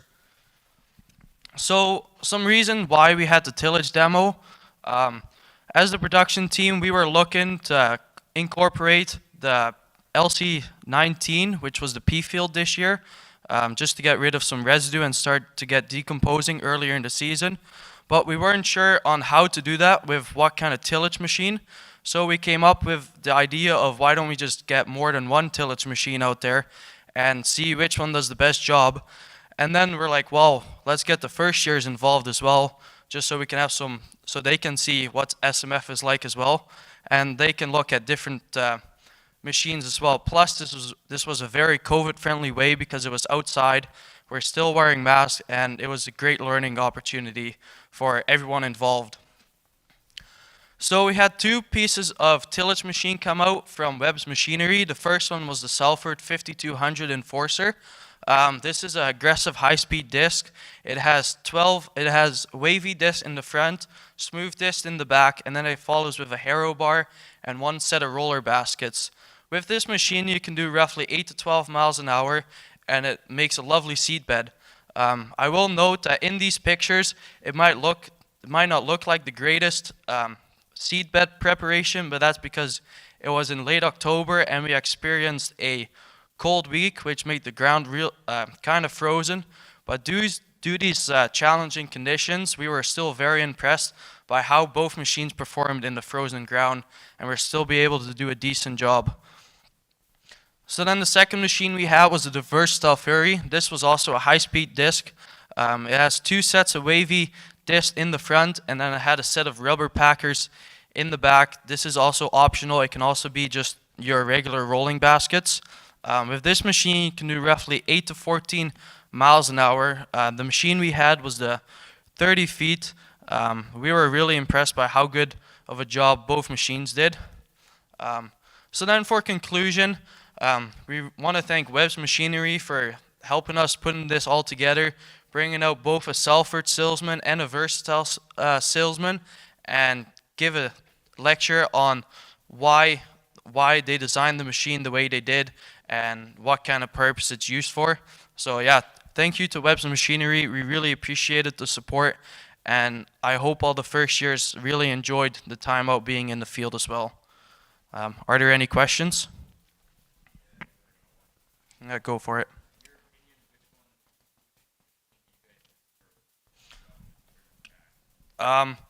At the end, we really liked the job the Versatile Fury did, just the way it handled the tougher piece trouble a little better. So then afterwards, once it got warmer again, we had a similar piece of equipment come out and work up LC19 for us.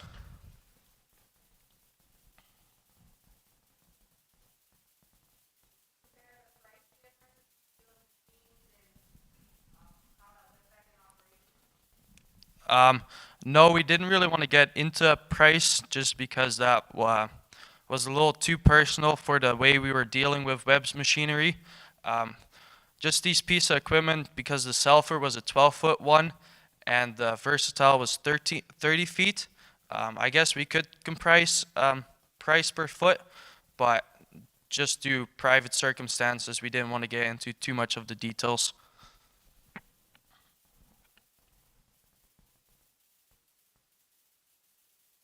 Yes, JP?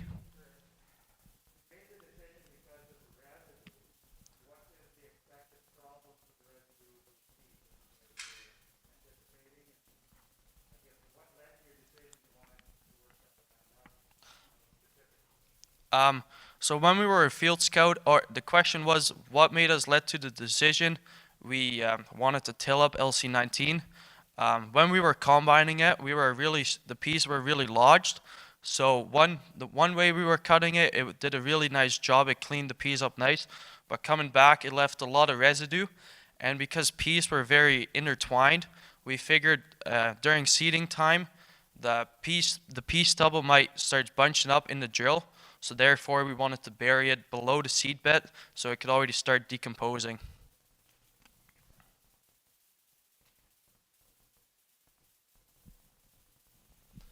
If there are no further questions, thank you for your time. I hope you enjoy the rest of the presentation.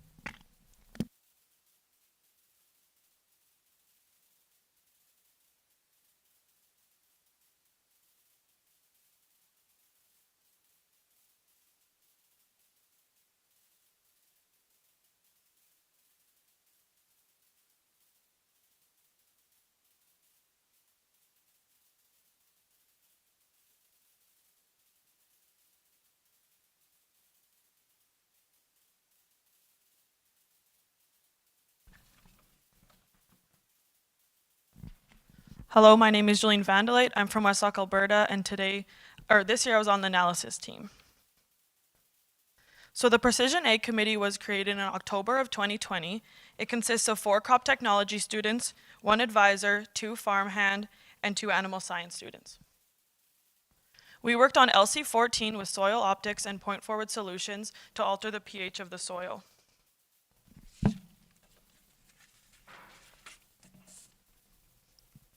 The results from the soil test show that we had an average pH of 5.7, with the lowest being 4.9 in the red spots, as you can see on the left. We also had high organic matter pockets throughout the whole field, as you can see on the right side. We decided to do a lime trial that will be on the northwest side of the field that will be 41 acres, costing $130 per acre, of just under $5,500 total. The benefits to this trial will be positive return on investment, as it will produce higher yields, capital investment in the soil, as it has an effect in the soil for 20+ years. It helps the nutrients be more readily available for crop uptake, and it also reduces clubroot in the canola because it increases the pH that will decrease the severity of clubroot infection.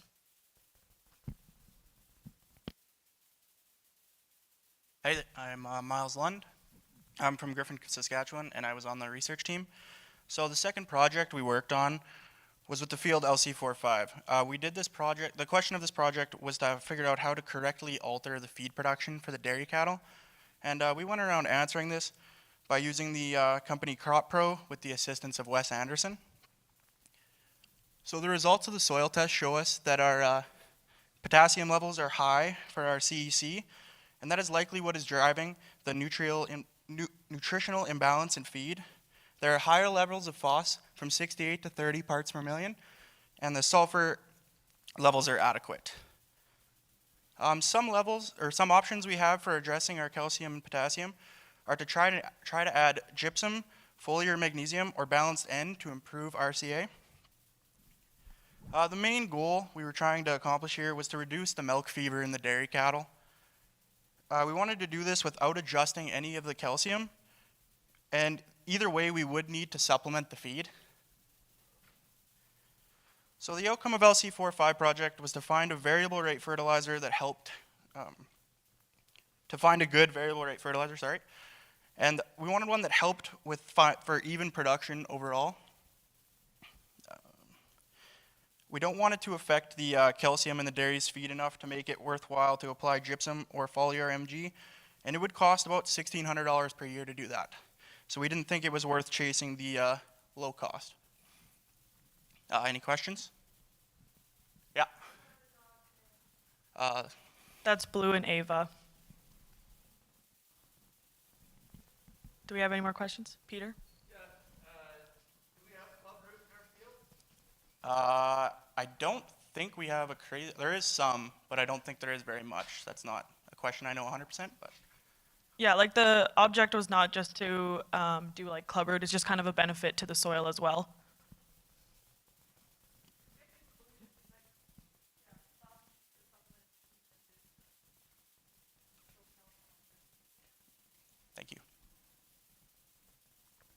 JP?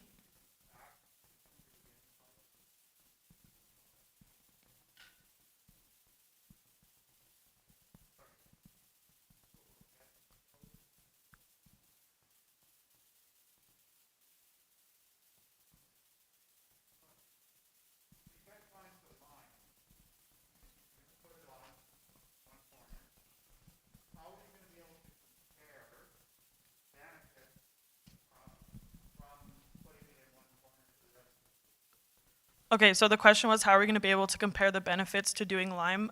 So basically, we're going to have to plant corn one more year because of the herbicide that we had on that field. So we were going to do 2 pits and then kind of do the test from 2 different silage pits, but that's not really logical just because we don't have that much room here at the college. So looking more into like when we put it more into our rotation, when we have grain on it, like say wheat, we'll maybe weigh the wheat and see if it makes a difference in the yield with a weigh scale.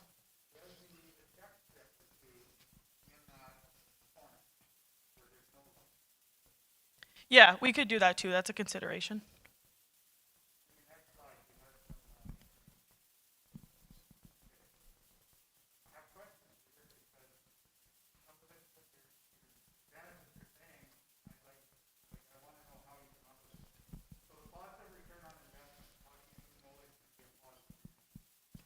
So the question is, how do we know it's going to be a positive return on investment? And I guess that's kind of the point of the trial, that we're not really sure. So just from research that we've seen, that it's going to be a positive return on investment, but that's part of the trial and figuring out trial and error. No, I don't think it'll benefit the soil within the first year. So it being corn is not really a big deal. But later on, yeah, and like I said, it'll benefit the soil for 20 plus years. So.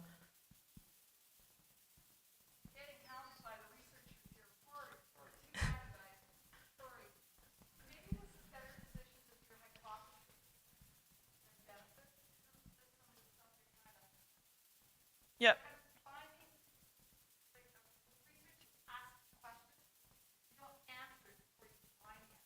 Mm-hmm. I do think from the research standpoint, we might have it the wrong way. You're probably right there.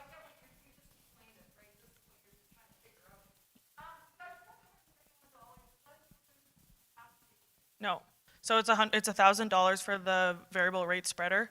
Obviously, it'll just take 1 day because it's only 41 acres. So. Yeah, the rental of the variable spreader.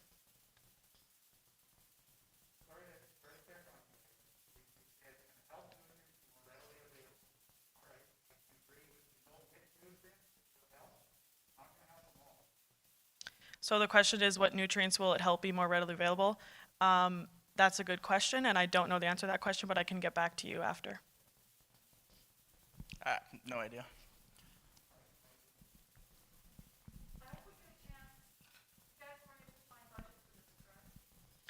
We made a proposal so far, but we haven't gone through with it yet. We're just making it up now.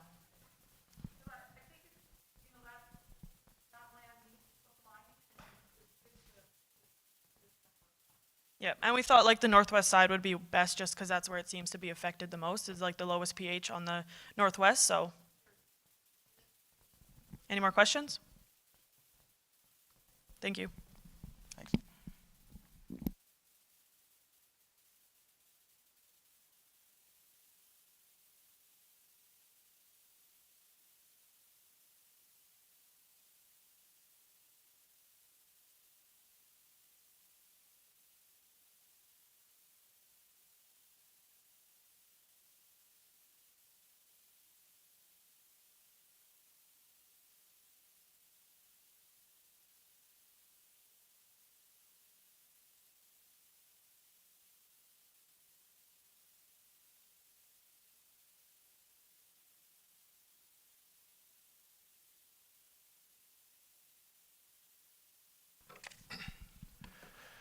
Good afternoon, everyone.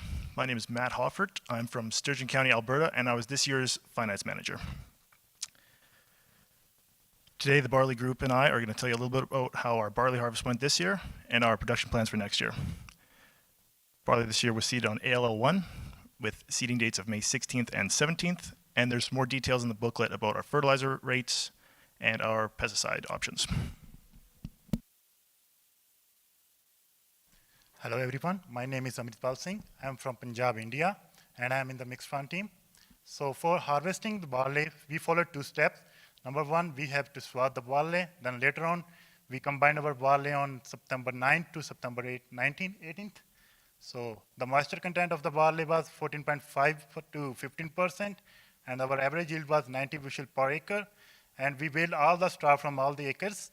And this was the picture of our college combine and college truck that we used in the harvest. Hello, my name is Owen Steyra. I'm from Camrose, Alberta. This year I was on the research team. This last season there was a barley variable rate trial done on ALO1. This is to see the difference in using, This is to see the difference in using VR Tech compared to just using blanket treatments. The research would help to see any savings or extra cost in using VR. Inatech Alberta funded the project, and Farmers Edge provided the VR prescriptions. So this shows where in ALO1 the different rates or treatments were applied, and the legend on the side there shows the rates that were used in those treatments. So the orange there is 124 pounds per acre. Moves towards green being 208.4 pounds per acre. This shows the 4 treatments. Number 1 being blanket fertilizer and variable seed. 2 being variable fertilizer and variable seed. 3 being blanket fertilizer, blanket seed. 4 is variable fertilizer and blanket seed. And the data analysis didn't find any statistically significant differences between the treatments. But that doesn't mean in other years we wouldn't see any difference, because there's factors such as like weather that change year to year.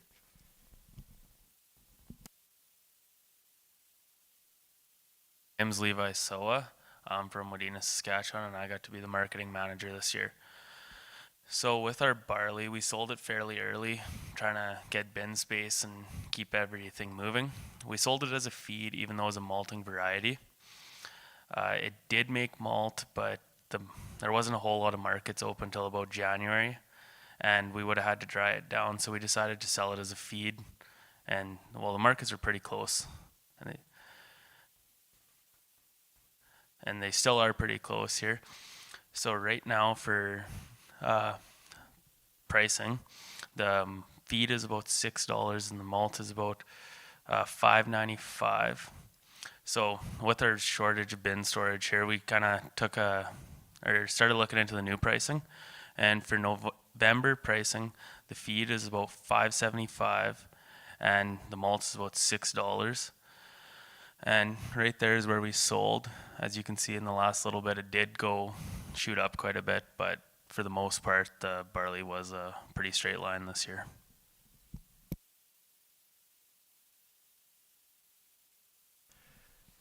This year's barley crop on ALO1 produced around 12,200 bushels. We had an income about $15,500, which included our opportunity cost of $120 an acre. And then that came out to about $114 an acre.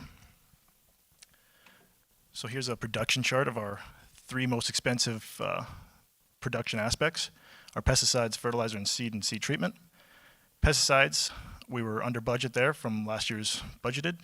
Fertilizer was a little bit under budget, or about half actually, and that came from, we reduced our rates because we were trying to get malt this year, so we were getting that, trying to shoot for that low protein, lowering our fertilizer rates, and yeah, we wanted to get malt, but even though it's sold for feed, we still want to try to get malt, and we did. And then the seed treatment came out just under 2. And here's a chart just of our expenses. So 61 to production, 61%, 16% to custom, 14% to equipment and repairs, and 9% to insurance. And production includes our seed, fertilizer, chemical, and then custom. On this field, there was custom spraying and scouting. For equipment, that's our fuel, repairs, anything like that. And then insurance, there was both crop and hail insurance on ALO1.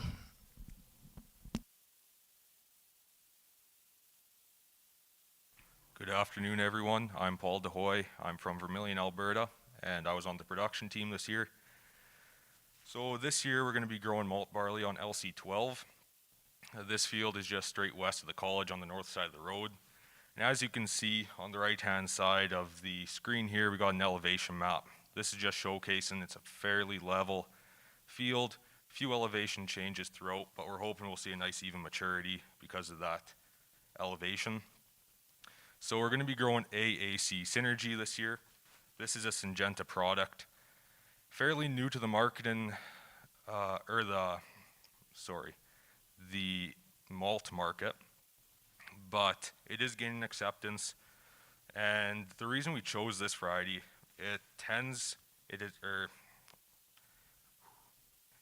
has a higher yielding potential compared to a Metcalfe or a Copeland. It also has a better disease package, along with a slightly better standability compared to Metcalfe or Copeland. As for our fertilizer blends, we came up with 85, 20, 10, 0. And we came up with these numbers based off our soil test, did some quick math, and then consulted with our agronomist and the rest of the production group. And so that's where we got the numbers. Oh yeah. Sorry about that, I forgot about the mask. So for the projected pesticide rotation, for a seed treatment, we came up with Raxel Pro. For a pre-seed burn-off, we have Blackhawk and glyphosate. And for an in-crop herbicide, we have Liquid Achieve and Pixaro. So I'm sure you guys have noticed we're using the same herbicides across all our barley acres. We did plan this out. We are doing this because we feel we're going to get good effectiveness throughout the fields. And we just wanted to make our custom applicators' life a little easier, reducing the tank mixes and the flushes. And for our fungicide picks, we have to remember that this is a game time decision. There's no guaranteed we're going to have to use a fungicide. However, if we think we are going to use one, our top pick is Travapro. So if we see the signs and symptoms of scald or net blotch, we will use Travapro. But if we see an issue of Fusarium head blight, we will use Prosaro.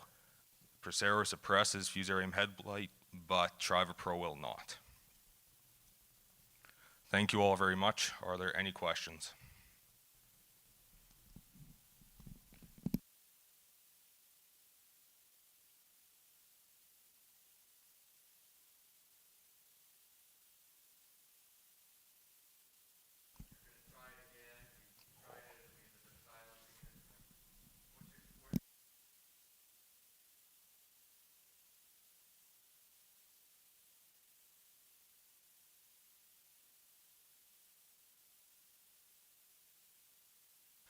Well, this year we kind of, all 7 of the elevators we talked to, they were all pretty much taking malt, or I guess except for Viterra in town. But with the Synergy, we haven't totally found a place that would take this, or that we know will take the Synergy for sure yet. And I mean, for next year, we don't really want to market it as malt because it is our option crop. So if they do need it for silage or feed, we have it for that. And I mean, malt's not the easiest thing to get, so you don't want to really market it if you might not get it.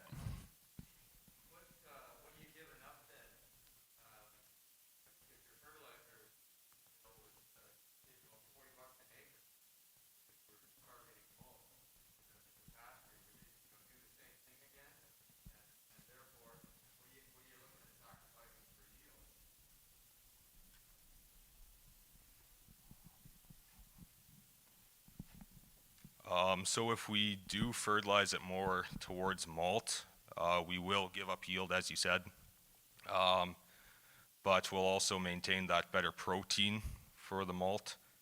But we came up with these numbers kind of realizing that we are barley producers hoping for malt rather than malt producers growing malt. So did that answer your question, Peter?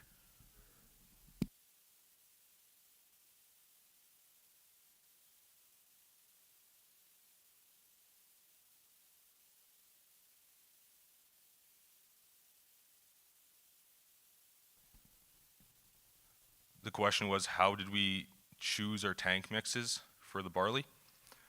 So we looked at the past pesticide rotations, and then kind of consulted with the production team group members, looked at what we use on our own farms and then looked at the weed spectrums and came up with a good solution based on the data provided.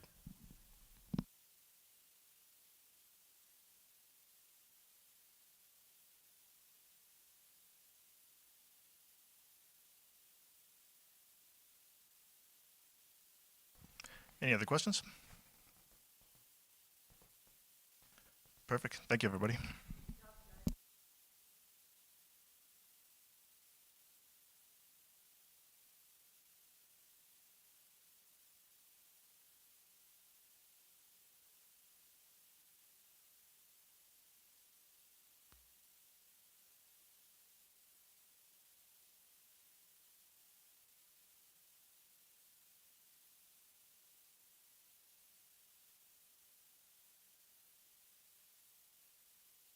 Hello everyone, my name is Caden Wiegand. I'm from West Loch, Alberta, and this year I was on the marketing team. Along with the marketing team, I was also on the grain handling committee. So we have three main objectives here on the grain handling committee, which are dealing with augers, grain dryer, and our bin yard here at the school. So for the second consecutive year, we've received sponsorship from Meridian Manufacturing out of Camrose. We've received our second transport auger, as you can see in the picture here. We use that to load out all of our grain at the college here. And so our group members brought the old auger that we used, that the last year's class used, to Camrose and exchanged it for a new one. Also this year, UFA came to us with a proposal of a sponsorship of a grain dryer.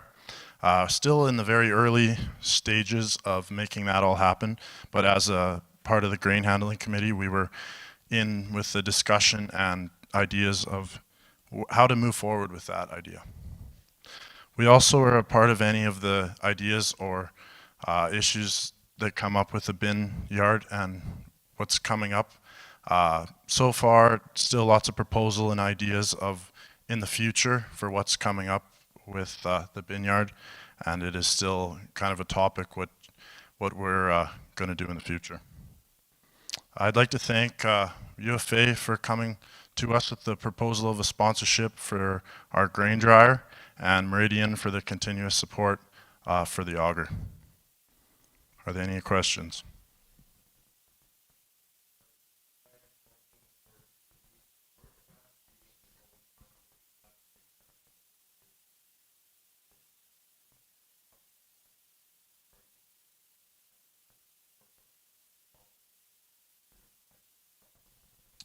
So the question was, are we looking more into increasing our storage with bins, or are we going to get another, get the dryer so that we can dry it quicker and receive malt? I think the last few years, with the exception of this year, we got mostly all of it off very dry and we didn't need the use for it. Of course, storage is beneficial. Receiving the grain dryer that we can get the crop off faster, or to receive malt, is also one of our factors. Yes.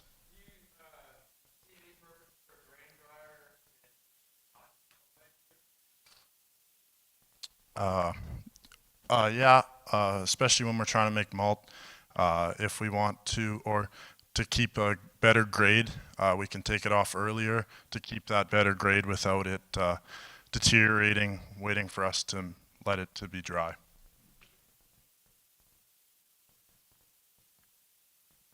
Any more questions? Thank you.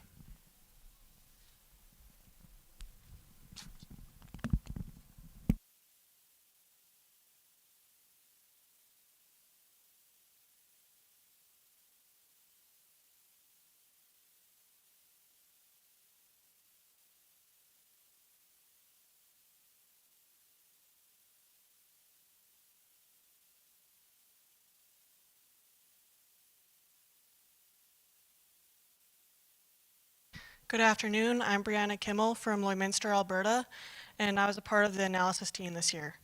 So the purpose of the Capital Purchase Committee is to identify and to make a proposal to the school for capital purchases over $5,000. The proposals must include pros and cons of the intended purchase prior to being submitted for approval. So this year our first priority was new bins, as we were 4,000 bushels short of storage this year, and with the additional 300 acres of land, we figure we're going to be around 20,000 bushels short of storage.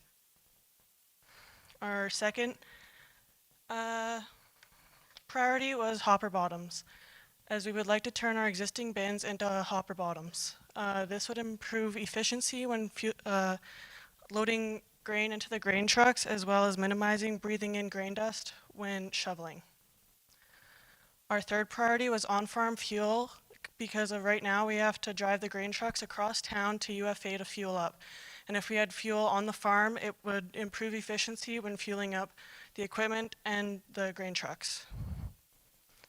Our fourth priority was a grain cart with scale, as this would allow us to weigh the grain as it is coming off the field, as well as then it would help the analysis team have documentation of the weights of each commodity in storage, and it would help the marketing team have current and accurate documentations of bushel to market. And finally, our fifth priority was an additional auger for our barnyard, as this would help us improve efficiency and minimize safety concerns when moving and transporting the auger. Thank you. Any questions?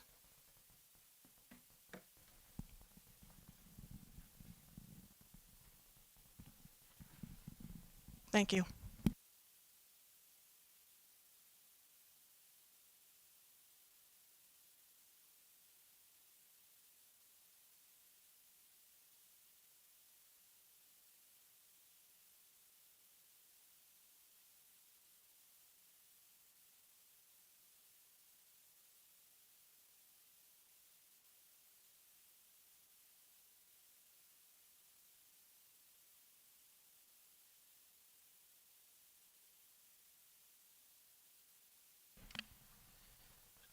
Hello, my name is Jonah Mazanov. I'm from Falher, Alberta, and this year I had the privilege of being the analysis team manager, and we will be talking about grain drying today.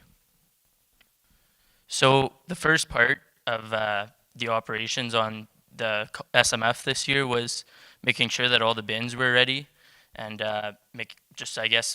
your everyday farm chores like tying the cables down for moisture and whatnot, and making sure that there was no spoiled grain or whatever in the bins that would bring the grade down of the new grain. And then one of the problems we had this year was that, as you can see in the pictures here, the bottom of the aeration floor of this bin here was just caked with canola that had seeped through over the years. So it wasn't a big deal for us this year, as all the grain came off very dry, but the aeration was definitely not working before now, so we vacked all of this out, so next year you guys will have a functional aeration bin in case crops come off wet. And then we also got new moisture cables for bin 4 and 13.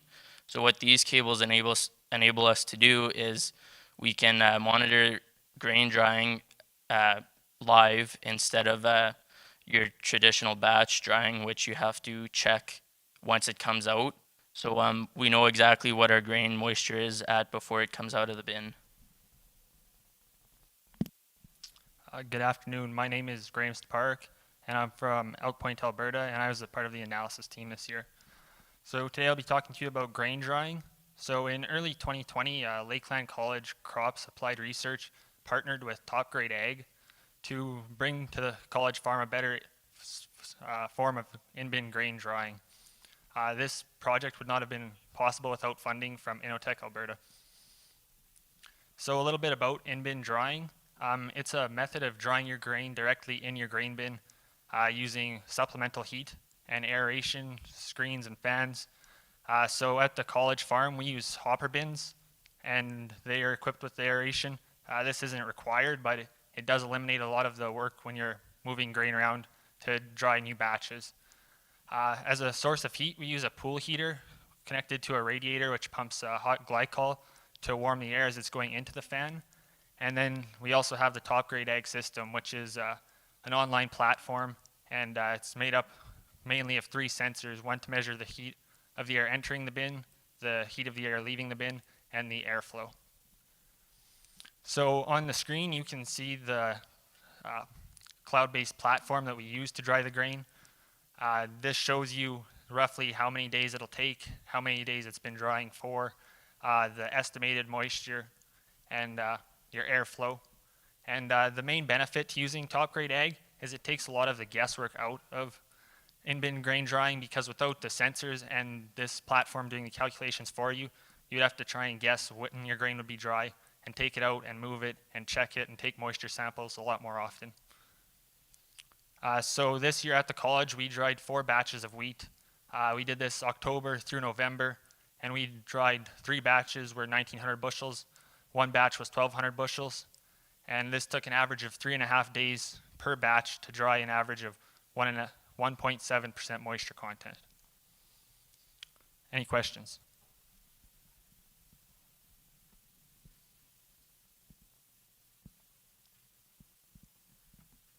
Thank you.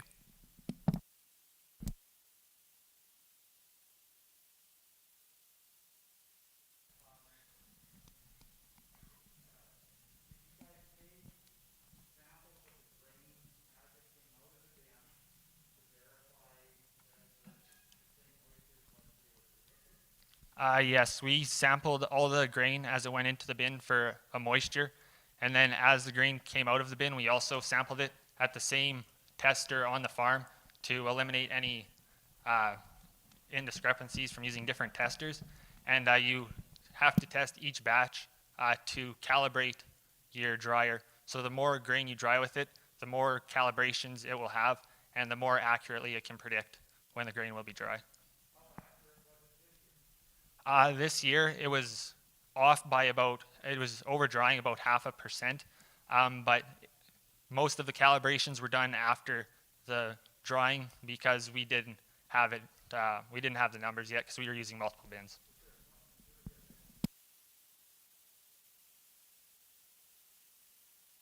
Yeah, it was good.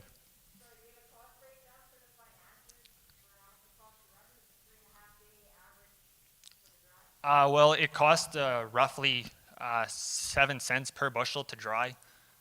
So not sure what that would be per day, but it was figured out on a per bushel basis. I am not too sure about that. I believe the elevator charges 3 times as much, around something like that, but I can't be 100% sure on that.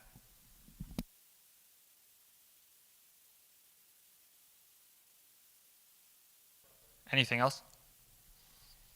Thanks.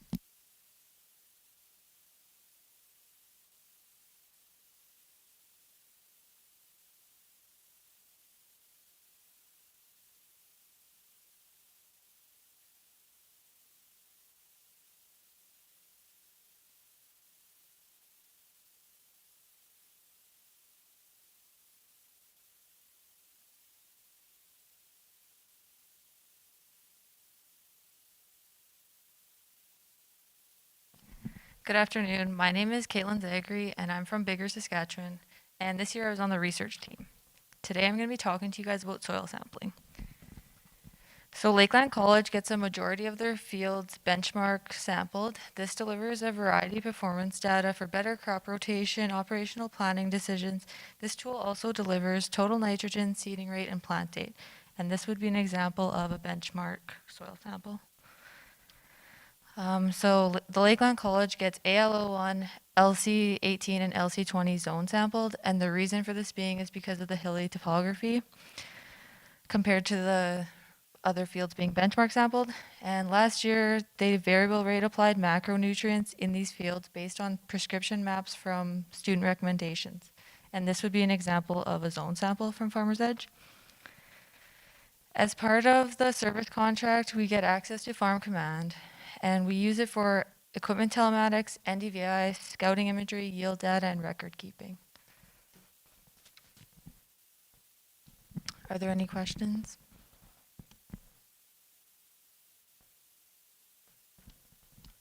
Thank you.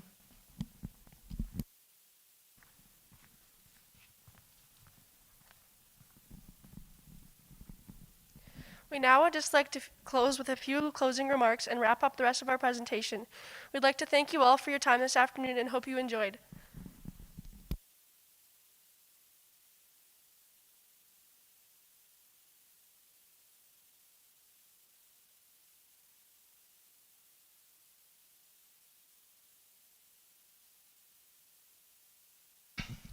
I just want to start off by saying we had a very profitable year this year in SMF, and it's just a great experience to work with everybody. So here's our total income for the year, around $540,000. And that's our budgeted total income that came from last year's students. And that comes to a variance of about $91,500 that we exceeded this year. And right here is our total income, $540,000. And then our total expenses that came to around $368,000, which leaves our net margin with opportunity cost at around $174,000. So it was a very profitable year, and yeah, it was just a great experience to work with everybody and good staff, good students. It was awesome.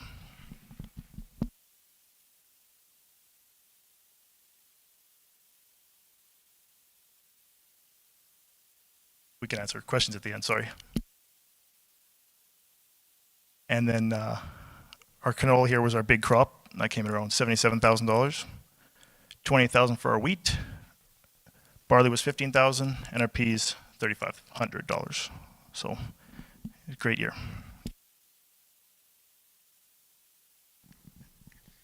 Once again, I would like to take a moment to thank New Holland Agriculture for powering the Lakeland College student-managed farm. The work that we are able to do here as second-year students would not be possible without the support of New Holland Ag, as well as all of our other sponsors. I would ask that you take a moment to reference the booklet and note that our sponsors are listed there, as we truly appreciate the support they give us.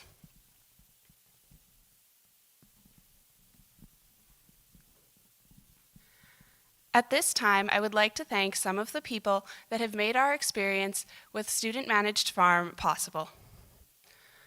To name a few of those people would be Jeff Brown, our Dean of Agriculture Sciences, Josie Van Lent, our Dean of Agriculture Technology and Applied Research, our farm staff on the college farm, as well as our instructors and SMF advisors. A complete list of the people that have made this experience possible can be found in the booklet on page 21. Please take a moment to look at that list, as like our sponsors, our experience would not be possible without their guidance and support throughout our years here at Lakeland. Are there any questions before we wrap up?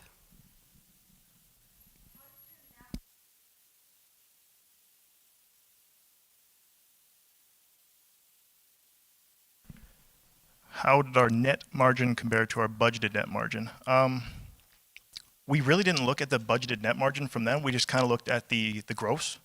So what they came off last year's like Excel spreadsheet, yeah, they came to that $450,000, and that's more what we looked at. We could have, and maybe should have looked at the budgeted for the net, but we really didn't. So sorry, I don't have more information on that.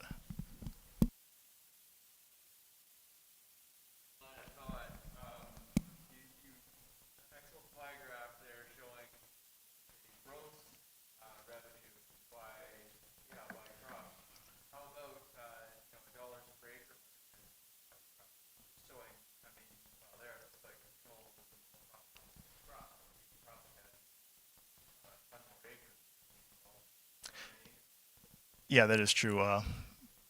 That should have been thrown in on the chart. That would have been a good one to have, actually. But yeah, if you remember, the barley was 114, so I forget what the other ones are. I wish I knew off the top of my head, but sorry, I can't tell you that either.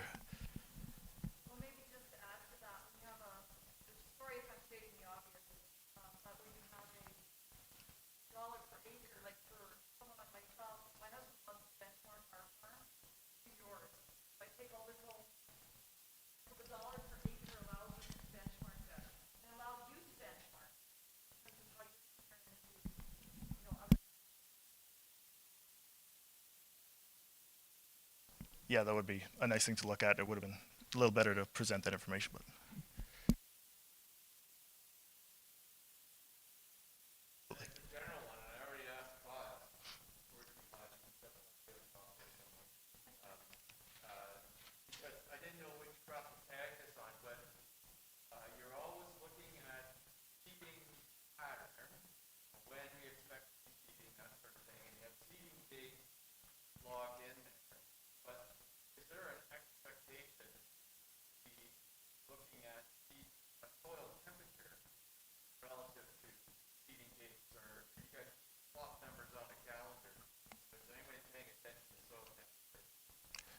all the numbers that were on the presentation today, that was this year's. We really haven't projected anything for the upcoming season here. But yeah, that would, fall into the farm staff to come and look at the soil temperatures, how everything's doing. But maybe the production team would have more information on that. I'm not the expert there. Tom can say something about it.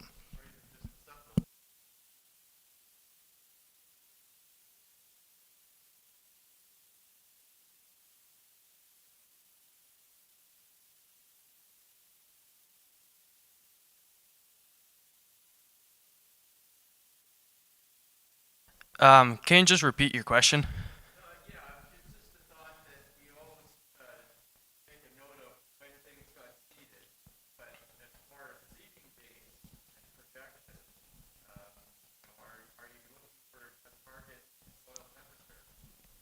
We don't specifically look for a targeted soil temperature.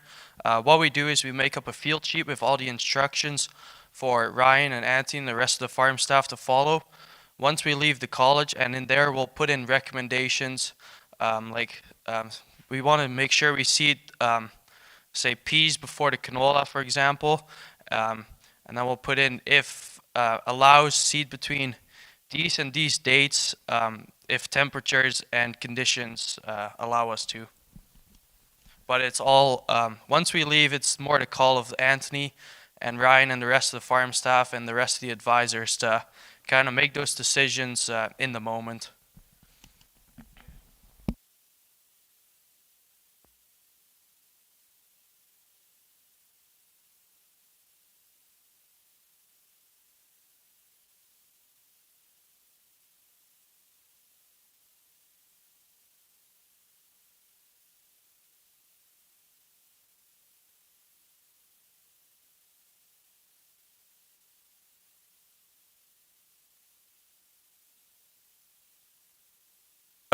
Yeah, that would be really actually neat to collect that kind of data and see if soil temperature actually makes a difference in emergence and maybe overall yield and then profit per acre as well. So that'd be really interesting data to collect.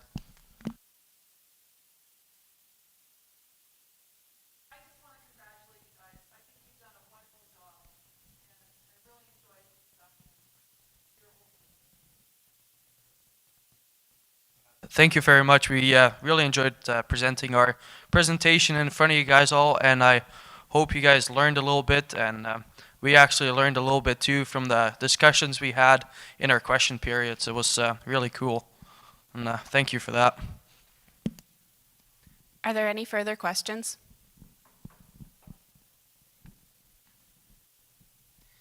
If there are no further questions, I would like to turn it over to Jeff Brown, our Dean of Agriculture Sciences, for a few closing remarks.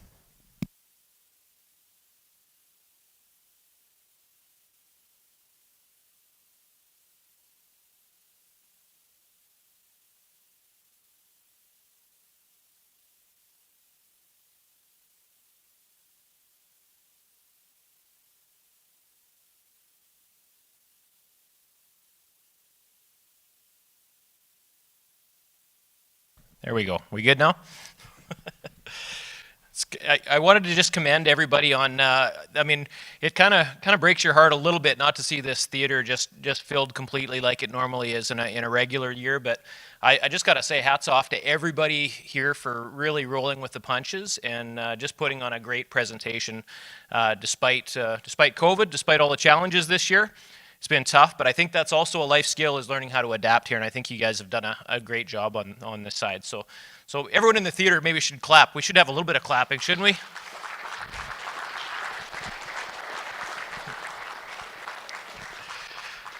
You know, I really enjoyed the format this year. I mean, I think that the rapid fire, like stopping intermittently for questions and having that interaction is a real great skill to have. And it's something that I think you'll take into industry, learning how to take those questions, think on the fly, and answer professionally. Owning the stuff that maybe you don't know, but taking the points and applying them later on is all stuff that's really good. So just want to applaud everybody for doing that. Really enjoyed the presentations today. I should give a shout out. You guys got a shout out last night at Band in the House, right? With the great Walker Balin. Didn't he say should have been a cropper? Should have learned to fertilize. Should be an anthem. I think you guys could get that one going. Yeah, that's right. We can start recording it. So I think we'd be remiss to not mention the industry partners that you guys have worked with as well. I think there's a lot of that in the presentations. That's all really good stuff. I think that's huge value, for the program. And I think that's another place where there's great interaction. So thanks to all the industry partners who did guest lectures, who worked on demos, who put forth and helped our students with proposals on this side. I think the first years in the crowd here have big shoes to fill, and hopefully we can have a lot of fun next year. All indications are we're back to an in-person delivery if everything goes well next year. So hopefully we get to fill this theater right up here again next year. And I'll maybe just close off with a special thank you to any advisors that are here or online. Kyle Kipps, program head, Zenon, Amy Hill, Amy Stanley, Tracy Quinton, Janet Kerr, Ryan Lutz and the farm team. I think these are all your supportive staff that have been there as well, and have also really had to roll with the punches and adjust everything. I really have to take my hat off to the staff this year. I'm really proud of how the faculty and the students, everyone just really bared down this year. And it was a lot of work, but I think that we made the best of a really bad situation this year. So again, maybe a round of applause for all the Lakeland team that helped you as well this year. So with that, I think we've got a couple of announcements, and I'm just gonna, okay, maybe I'll just, do you want to start out with the Pulse? The Pulse one first, we'll do that. So we normally will announce the recipient of the Zone 5 Alberta Pulse Growers Scholarship this year. So I think that that's going to happen formally with the Pulse Growers a little later on, but I got permission. I'm okay to announce the name, right? Yeah, okay, sounds good. So I'd like to congratulate Kai Berkjar for being this year's recipient of the Alberta Pulse Growers Zone 5 Scholarship. Yeah, round of applause for Kai, everybody.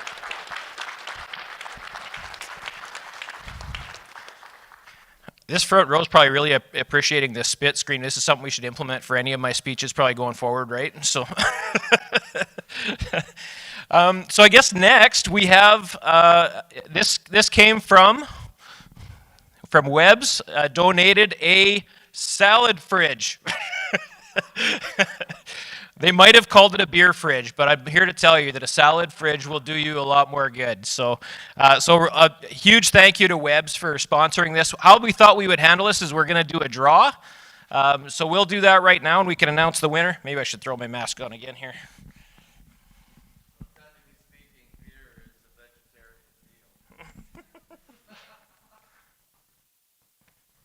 Just thinking appropriately, we have a salad bowl to draw out of, so for all these salads you'll put in this fridge.